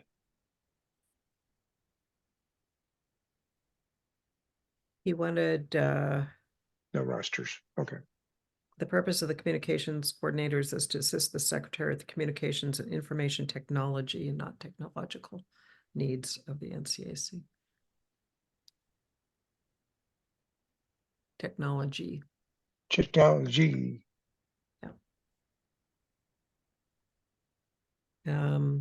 And then upload electronic records for the NCAC. I think that's down here, down almost at the bottom. He wanted that to have to the NCAC cloud storage and Strike database and a local NCAC storage device. Yeah, I wondered about that a while ago. Yeah. But it seems like we need something there. Upload the electronic records for the NCAC to the NCAC cloud storage. What? I think we take out the, just the NCAC cloud storage. Yeah, I think that is okay. It, I'm But that's thinking cloud cloud storage storage what? probably means something to someone. Yeah, I mean, I think that's the thing that tech It's- guys know what it is. that's the big machine in the sky. I just think of it as Instrument or as, mechanism as or an something like adjective. that? Yeah, because storage is an adjective. Yeah, there, it yeah, seems. instrument or mechanism or application system. Yeah, I like that. That's Barbara why I think- Triplett suggested cloud storage system in the chat. Storage system. That works. Sounds good to Yeah. me. Thanks, And I'm Barbara. wondering if we could say upload NCAC electronic records and eliminate for the NCAC. Yeah, that's good. Upload NCAC electronic records. Yeah.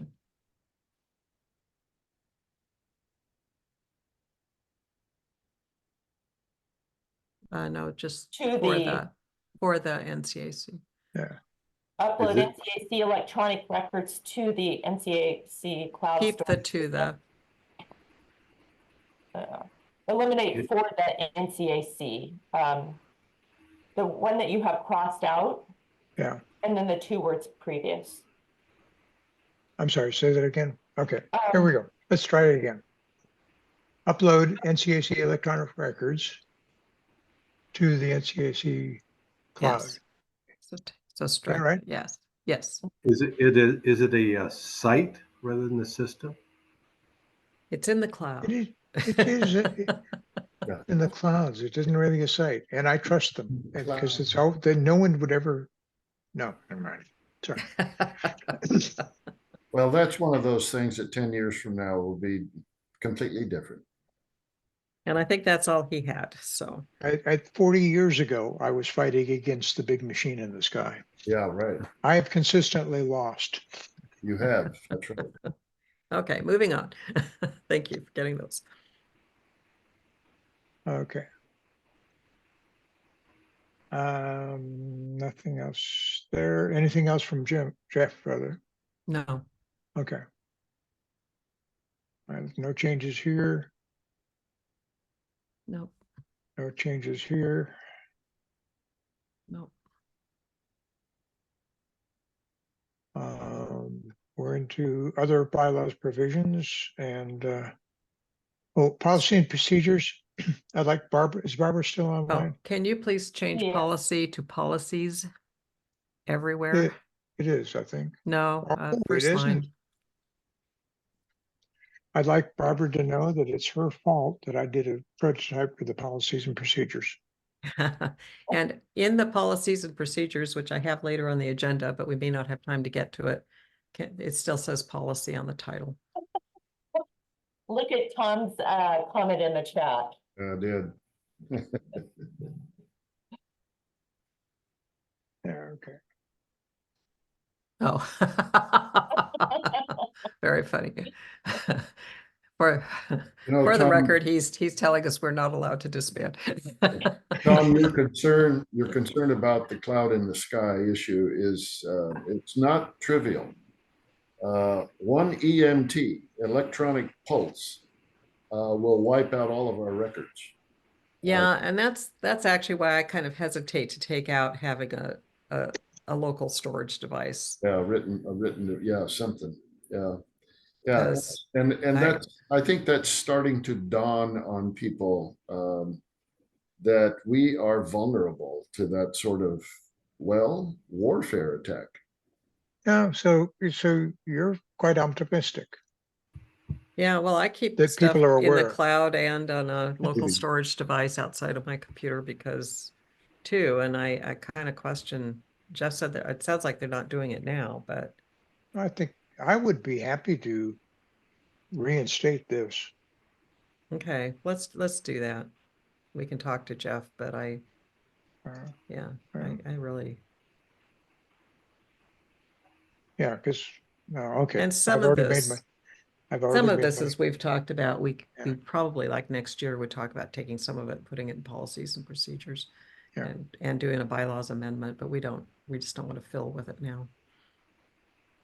Could you go back? Okay. Could you go back to that policies and procedures? I think it was the definition, Tom.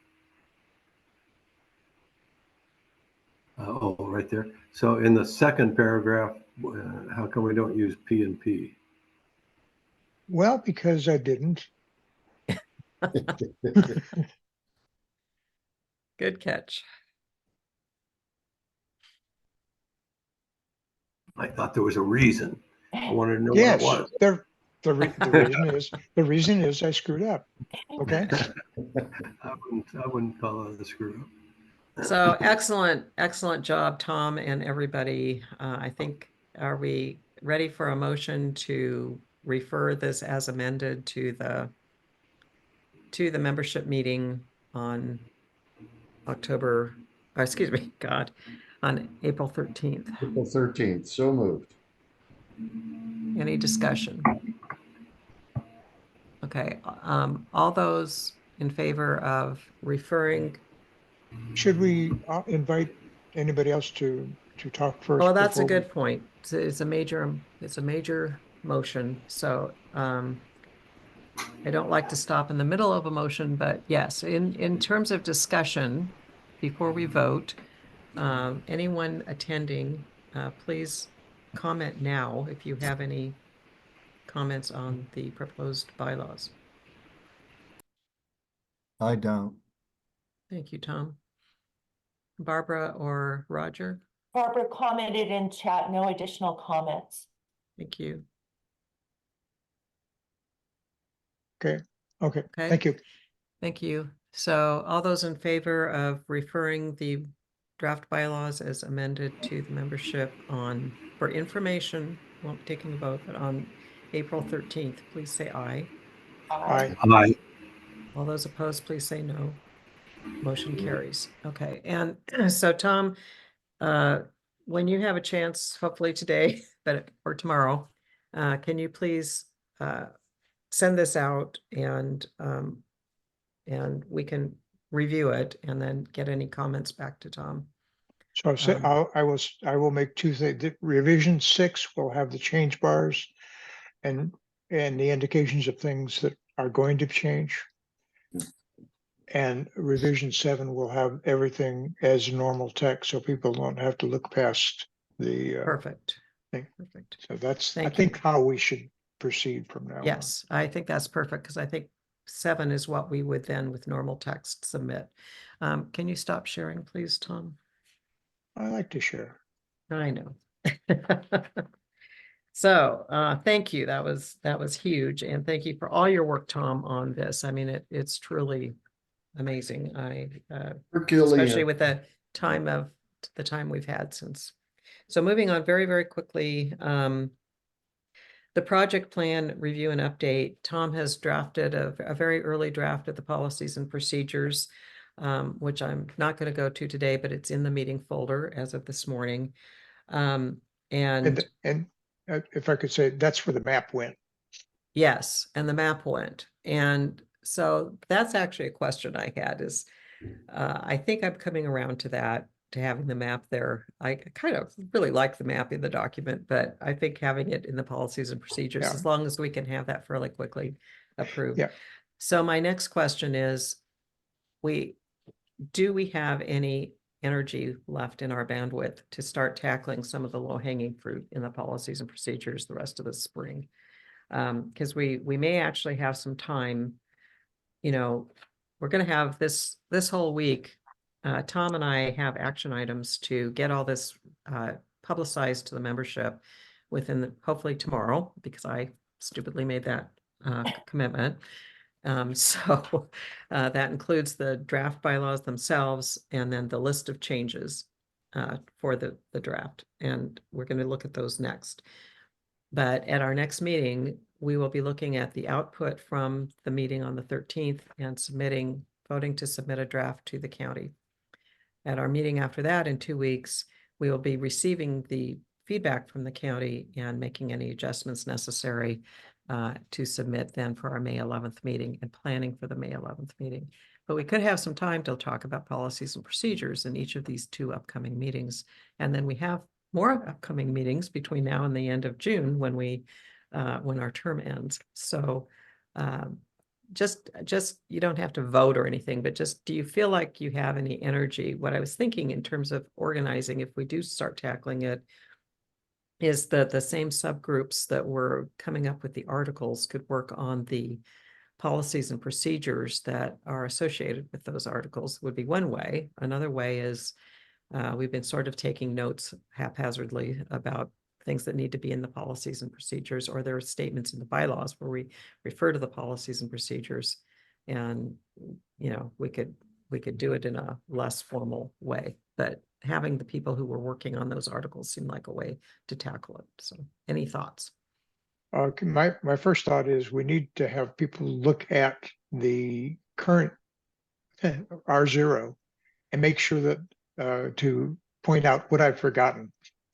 Because I don't claim that that's an exhaustive list. So I want to make sure that we have as many topics as we can remember. Right. The other is they're fairly atomic projects that people could just put up their hands for and do. And I'd really encourage us to go ahead and put out as much as we can. I think Barbara Yes. had pointed out that making references to a document that does not exist is not really a good thing. Yes. Yes. Yeah.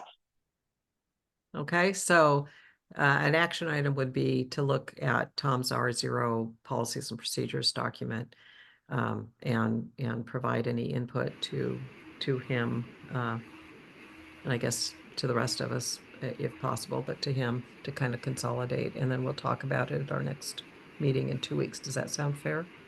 And then we can have more of an extended discussion. Is there any objection to tackling some of this between now and the end of the year? The end of the term, you mean? At the term, yeah. Yeah, The yeah. fiscal year. I don't have objection to it. I do need to get some things done that are piling up from the last 4 months, and they have to do with selling the house and so on and so forth, and that means Little things like that, yeah. little. So we can all figure out how much time each of us is willing to spend on these different things and have more of a discussion. But Bill, you were going to say something. Well, I was just going to say, I think we have 6 committee members right now. Yes. Mm-hmm. So it's possible we'll have 7. It's possible next Yeah. year, yeah. So It's at possible we'll have 5, so. least, but there could be some turnover. Yes. Could be. Just wondering if new people, if it would make more sense to, get them on board, have them understand what the bylaws are and go about the policies and procedures. But Nancy has, for whatever reason, and I don't know, Nancy, if there is a formal reason, but she's mentioned that one of the members is not going to be a member next year, never mentioning my name. So I don't want to I just felt like that was your business, Bill, so. All right. Well, I don't want to dictate what we're going to do. I'd be happy to work on policies and procedures for the rest of the term, but that was just a thought I had. I will. That's a good point, Bill. I think also we need to recognize that when we jump into policies and procedures, their explanation and understanding is probably going to be far more complicated than bylaws. Oh, you're selling it. Yeah, good. Yeah. I do think if we have some additional members, and I hope we do, it would likely be people who have been attending on a regular basis. And Yeah, I certainly yeah, hope let's they hope. will think about it, joining us. But I do think policies and procedures are a much more flexible living document. So we can, I was even suggesting, I think the other night, that we just have a regular place on the general meeting agendas for adopting new policies and procedures and making changes, and particularly at the beginning, as we transition. So I think we could do either. It's more of a question of our bandwidth. So why don't you think about it? I'm not hearing any real objections, and we'll talk about it more length at our meeting in 2 weeks, if that sounds okay. But I'm not hearing no, which would be totally valid with the amount of time everybody's spending this time. So would you like us to take a look at R0 then? Oh, yes. Yes, Oh, yes. please. And it's in And the it- meeting file, so you can see it. I can stick the Word document version, so you could send Tom some items in red if you'd like to, or just send him an email with what you'd like added. I Yeah. can't think we're gonna subtract anything, so just add it. Yeah. Okay, moving on.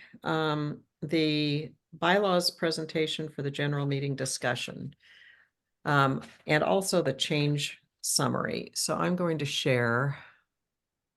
I've updated the change summary from the other night. The other night, I wanted to have something a little more extensive to be able to go through more, but I have to find it here. Yeah, I am sharing, but I'm not seeing mine. So We're seeing it. yeah, I got it. there, I've got it now. Sorry, I had too many things that came up. So it's down to 3 pages now. And I've taken this and I have made a few little tiny edits as I've gone through. And I think I'm going to have to make more based on today's meeting. But I've transferred that now to a presentation that I loaded, I think, late last night. And I'm going to stop this share. I haven't figured out how to be able to just go freely, so sorry, bear with me, to the presentation.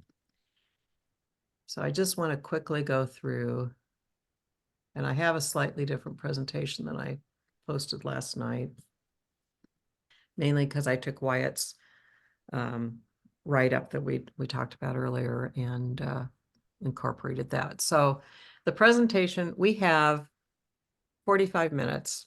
I'm guessing they're not going to completely shut us down, but we have 45 minutes. So I have an initial thing because we have people who haven't been involved in the process to just quickly go over these introductory slides. And what I changed a little bit because of Wyatt was our goals. That part's the same, but Wyatt talked more about our goals of inclusivity, organization and structure, participation, and important conversations and input from members. And this last one, I want to acknowledge the people who have been participating by name. The danger of that is I might miss somebody, but I think I've got a pretty coherent list of the people that are our regulars that have provided a lot of information and who we really appreciate. So something about that. And just, I'm not even going to read all these things, just have them in there for people to be able to look at, and then get into the substantive review process again, briefly. Go into the bylaws approval process. They know what they're doing on the 13th. This is all written as if it's the 13th. Where to find the latest plans and future policies and procedures to let people know when we refer to them, we will have them at some point. And then go into basically what was on that brief amendments chart. And this to me is the bulk of it. What I'd like to suggest is today, let me know if you think there are things that are not important enough to go over on, on the 13th. And then I want to break it down into, have each of you present parts of this. A lot of it based on if you worked on the initial part of it. So for NCAC area, member definition, member rights, which are headings I would like to see in the bylaws draft. We can talk, Tom, but but you know, that Tom and Wyatt present, and you guys can decide which parts of that you present, but that you present that. And we would need to have I think we would need to show the map in there too. And then officers, Bill and I worked on officers. So Bill, if you could present this page and nominations and elections and removal from office. Excuse me, you present this page. And if you'd like to, you can present nominations and elections, or I can. And then you and I could talk about that. And then meetings, Susan and I worked on that one. So Susan, if you were to present the introduction and the general membership meetings, I don't have anything for the executive board meetings. I don't think they were important enough. And then I can present quorums and motions. Or we can talk about who presents which slide. And then voting. I think I would present voting. Why don't you present the other parts of meetings? And then executive board, Wyatt and I worked on that, or Wyatt can describe that one. It's very short. And then subcommittees and task forces, Tom and I did that. So Tom, Depending on how many you get, I'll take it. If you don't have a lot, then you do it.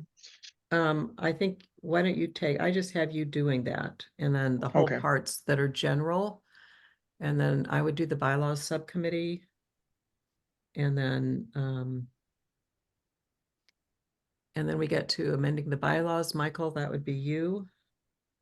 And major we don't have anything for, okay. And then major proposed, other bylaws provisions, that would be Tom or Wyatt. And I just said new article that defines many of the terms. I didn't go into the other part. So Tom, if you have a different way of describing this, let me know. Yeah, I So- think we need to have, we need to have that a little bit more. I'll But give you what, some, I guess I would say just the opposite. Why would we even mention this? it's not that Because it's important, brand really. new. But if we're trying to highlight the substantive provisions, this is, yes, it is new, but it's new and pretty Yeah, 'cause uninteresting. Yeah, we won't. Oh, Well, thank that's you. a point. So what we will not be Other rules make it doing, seem not as significant. yeah, so you think we should just take Article 10 out I, for Well, the presentation? 5 minutes. We spent 3 hours the other night. It's going Right. to be a challenge to do this in I- 45 minutes. So I'm fine Um, with, and it's basically backup information. There's Okay. nothing here that doesn't really refer to something else. Is there any objection to that? Okay, out. So, and we will not be presenting the bylaws. They'll have that in the file. That will be something they can read. And then, they can ask any questions and that kind of thing. So these are just the things that we think we need to have called out. Nancy, I have a question. When you were going through these, the word slate popped out, and only because we've been Yes, talking about slate, I didn't see it was a what change. context. Yes, it was a change under Article 4. Article 4. So what it was is it's kind of a complicated sentence, and that's why I was going to go through it. It changes to that today, the current bylaws have that we have a slate that's produced by the nominations committee at least 7 days before an election meeting. And our proposed bylaws say that it's going to be a list of candidates by the outreach task force at least 14 days, produced at least 14 days before an election meeting. And most people will not catch the difference. They may not, but it's significant enough. We've had so much discussion Yeah, over it. I think we Yeah, have to talk about we it. shouldn't cover it over, but I don't think we need to emphasize that is a philosophic change. We Right, call that out, we're gonna have right, more comments than we want. right. So That's fine, but mhm, just when you're presenting it, don't dwell on don't, it.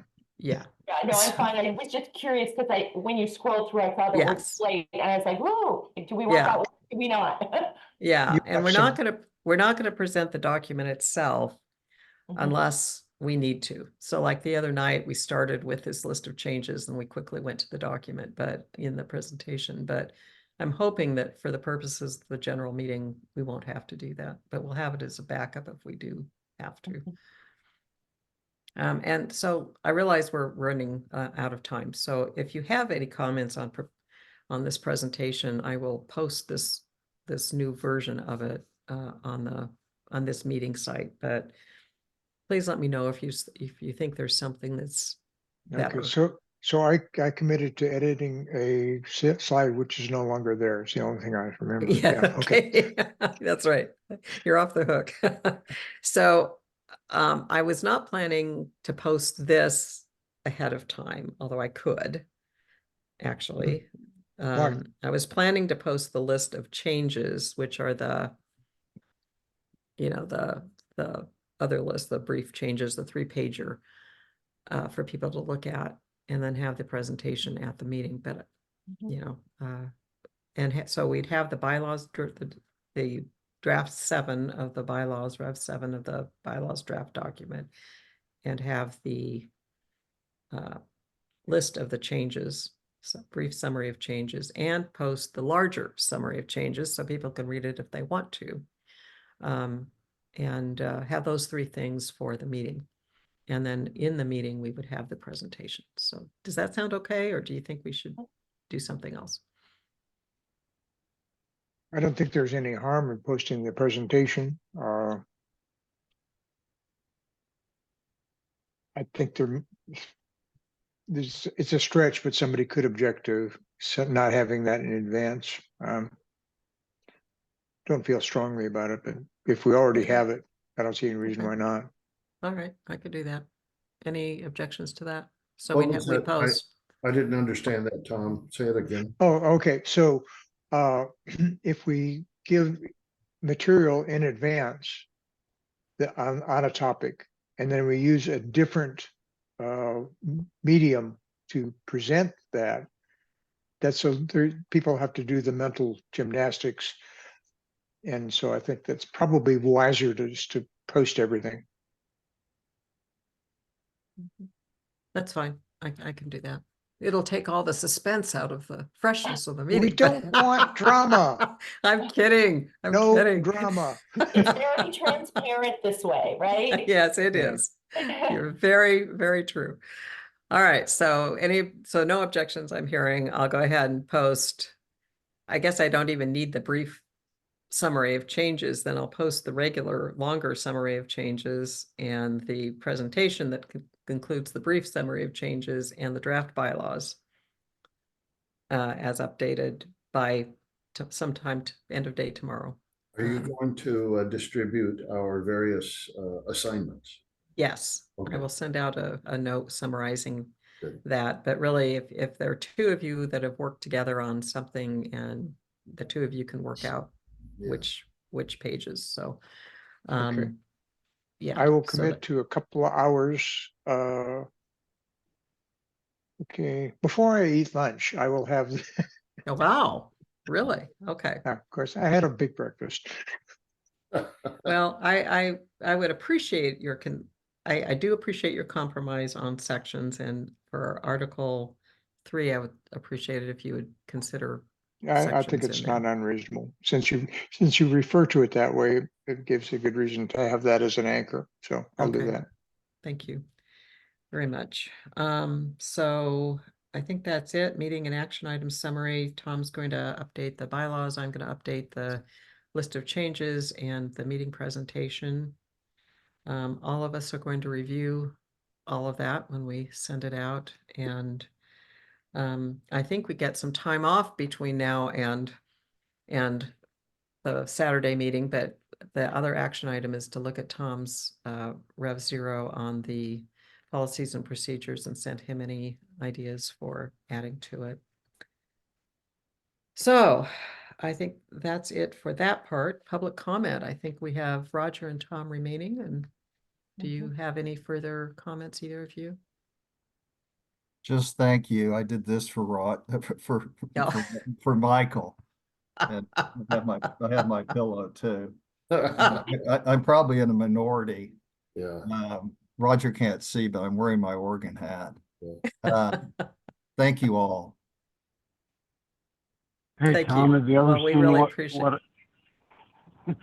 Go ahead, Tom, Roger. have you ever seen what a badger can do to a duck? I'm from Wisconsin. Well, we're gonna They're find only- out. We're gonna find out next year. Okay. The only comment I have is I am outside and I can confirm that the clouds are in the sky. Okay. Thank you, Roger, and thank you for all your You're input welcome. and the whole way along. Do So we have any idea what Sarah was going to share with us?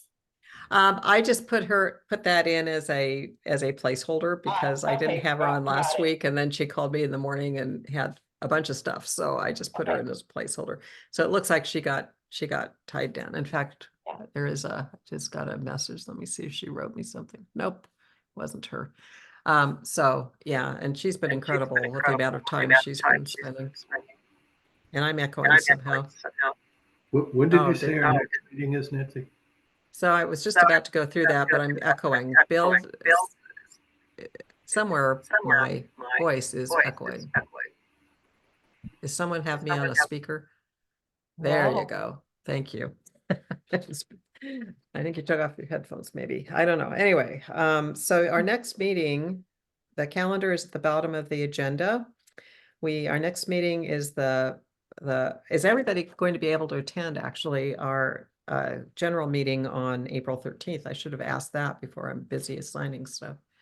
The meeting is at 10 o'clock on April 13th via Zoom for the general meeting. Yeah. And that's where we get the 45 minutes. So I think I'm seeing everybody nod. Bill, are you nodding? I am not nodding. Okay. Yeah, I have a conflict with that, that I didn't have when it was scheduled.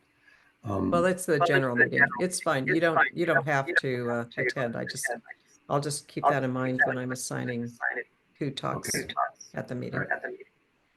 Okay. So anybody else not able to attend Saturday, April 13th? Okay. The important one, Bill, is Saturday, May 11th, where we're going to do a vote on the bylaws. So, and possible other stuff. So at the bottom of the agenda is a list of things. Our next bylaws committee meeting is Friday, April 19th at 9:30, which will be the Friday after the general meeting. And then we have another bylaws committee meeting on Friday, May 3rd at 9:30, or regularly scheduled. That'll be hopefully after we have received the feedback from the county council, which is hopefully be, he loves it. And because Sarah's doing a lot of legwork in the meantime. And then we have Saturday, May 11th is the big day where we have our parliamentary procedures training at 9:40 by Michael. And then at 10 o'clock, the official meeting starts, which will be a special general meeting or special, now we're calling it special membership meeting to adopt the bylaws. And that could take anywhere from probably at least a half hour because we'll go through it all, but it'll be a motion to approve. And if we don't get any amendments, then it'll just go right through. It's possible to have amendments. We don't know. And then Friday, May 17th is our subsequent bylaws subcommittee meeting. And so that's at 9:30, and we'll talk about the output of the May 11th meeting and hopefully be talking a lot about policies and procedures at that meeting. And that's where I stopped. We still would have two more. There'll be the general meeting in June, the second Saturday in June. They may be moving that meeting because the bylaws will be approved and they're allowed to move it. There are several of the officers that have conflicts on that day. And right now the bylaws don't let them do it. So that meeting date is not exactly set yet. And that's where the bylaws subcommittee will be elected, and the community plan subcommittees supposedly, I'm not quite sure if they're considered a continuing committee or one-year terms. It's not defined. Would be elected, and then the budget would be adopted. And then the term ends June 30th. So we can talk, for those of us that will be on the committee for next year, we can talk toward the end of June about whether we want to work over the summer or not, or if we deserve a break. So I think that's it. But thank you all for hanging in there. Thank you, Roger, for hanging in there, and Tom Prohodich. And any other comments before we stop? Just want to thank you again. It really has been such a terrific experience and fabulous committee members. I have to say again, Nancy, you've done an amazing job and kept it all together. And thank you, thank you, thank you. I second that. I didn't Thank you. believe that schedule was possible. Yeah, I did not believe it. yeah. And that's amazing. I looked at Nancy and I thought, that's possible. She'll get her done. Well, Thank you, Bill. I didn't, little did I know. Well, thank you guys. I know you didn't sign up for this and so you've just been great. And Tom, you've been a particularly terrific asset for us all, but everybody has contributed so much and it's just been a pleasure. I think many of you may know, but I did this professionally for many years, but it's been many years. And so it's been like dipping my toe back in and it's You're been back, a lot of fun.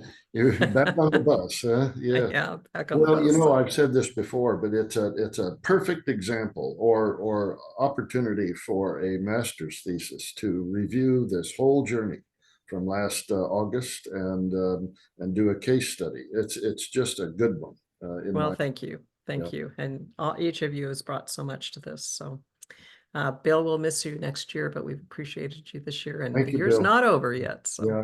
Well, so thank you all. I'm going to stop recording, meeting right. adjourned and see you, Thanks, Nancy. Good most of meeting. you Saturday. Thank you. See you Bye-bye. next year.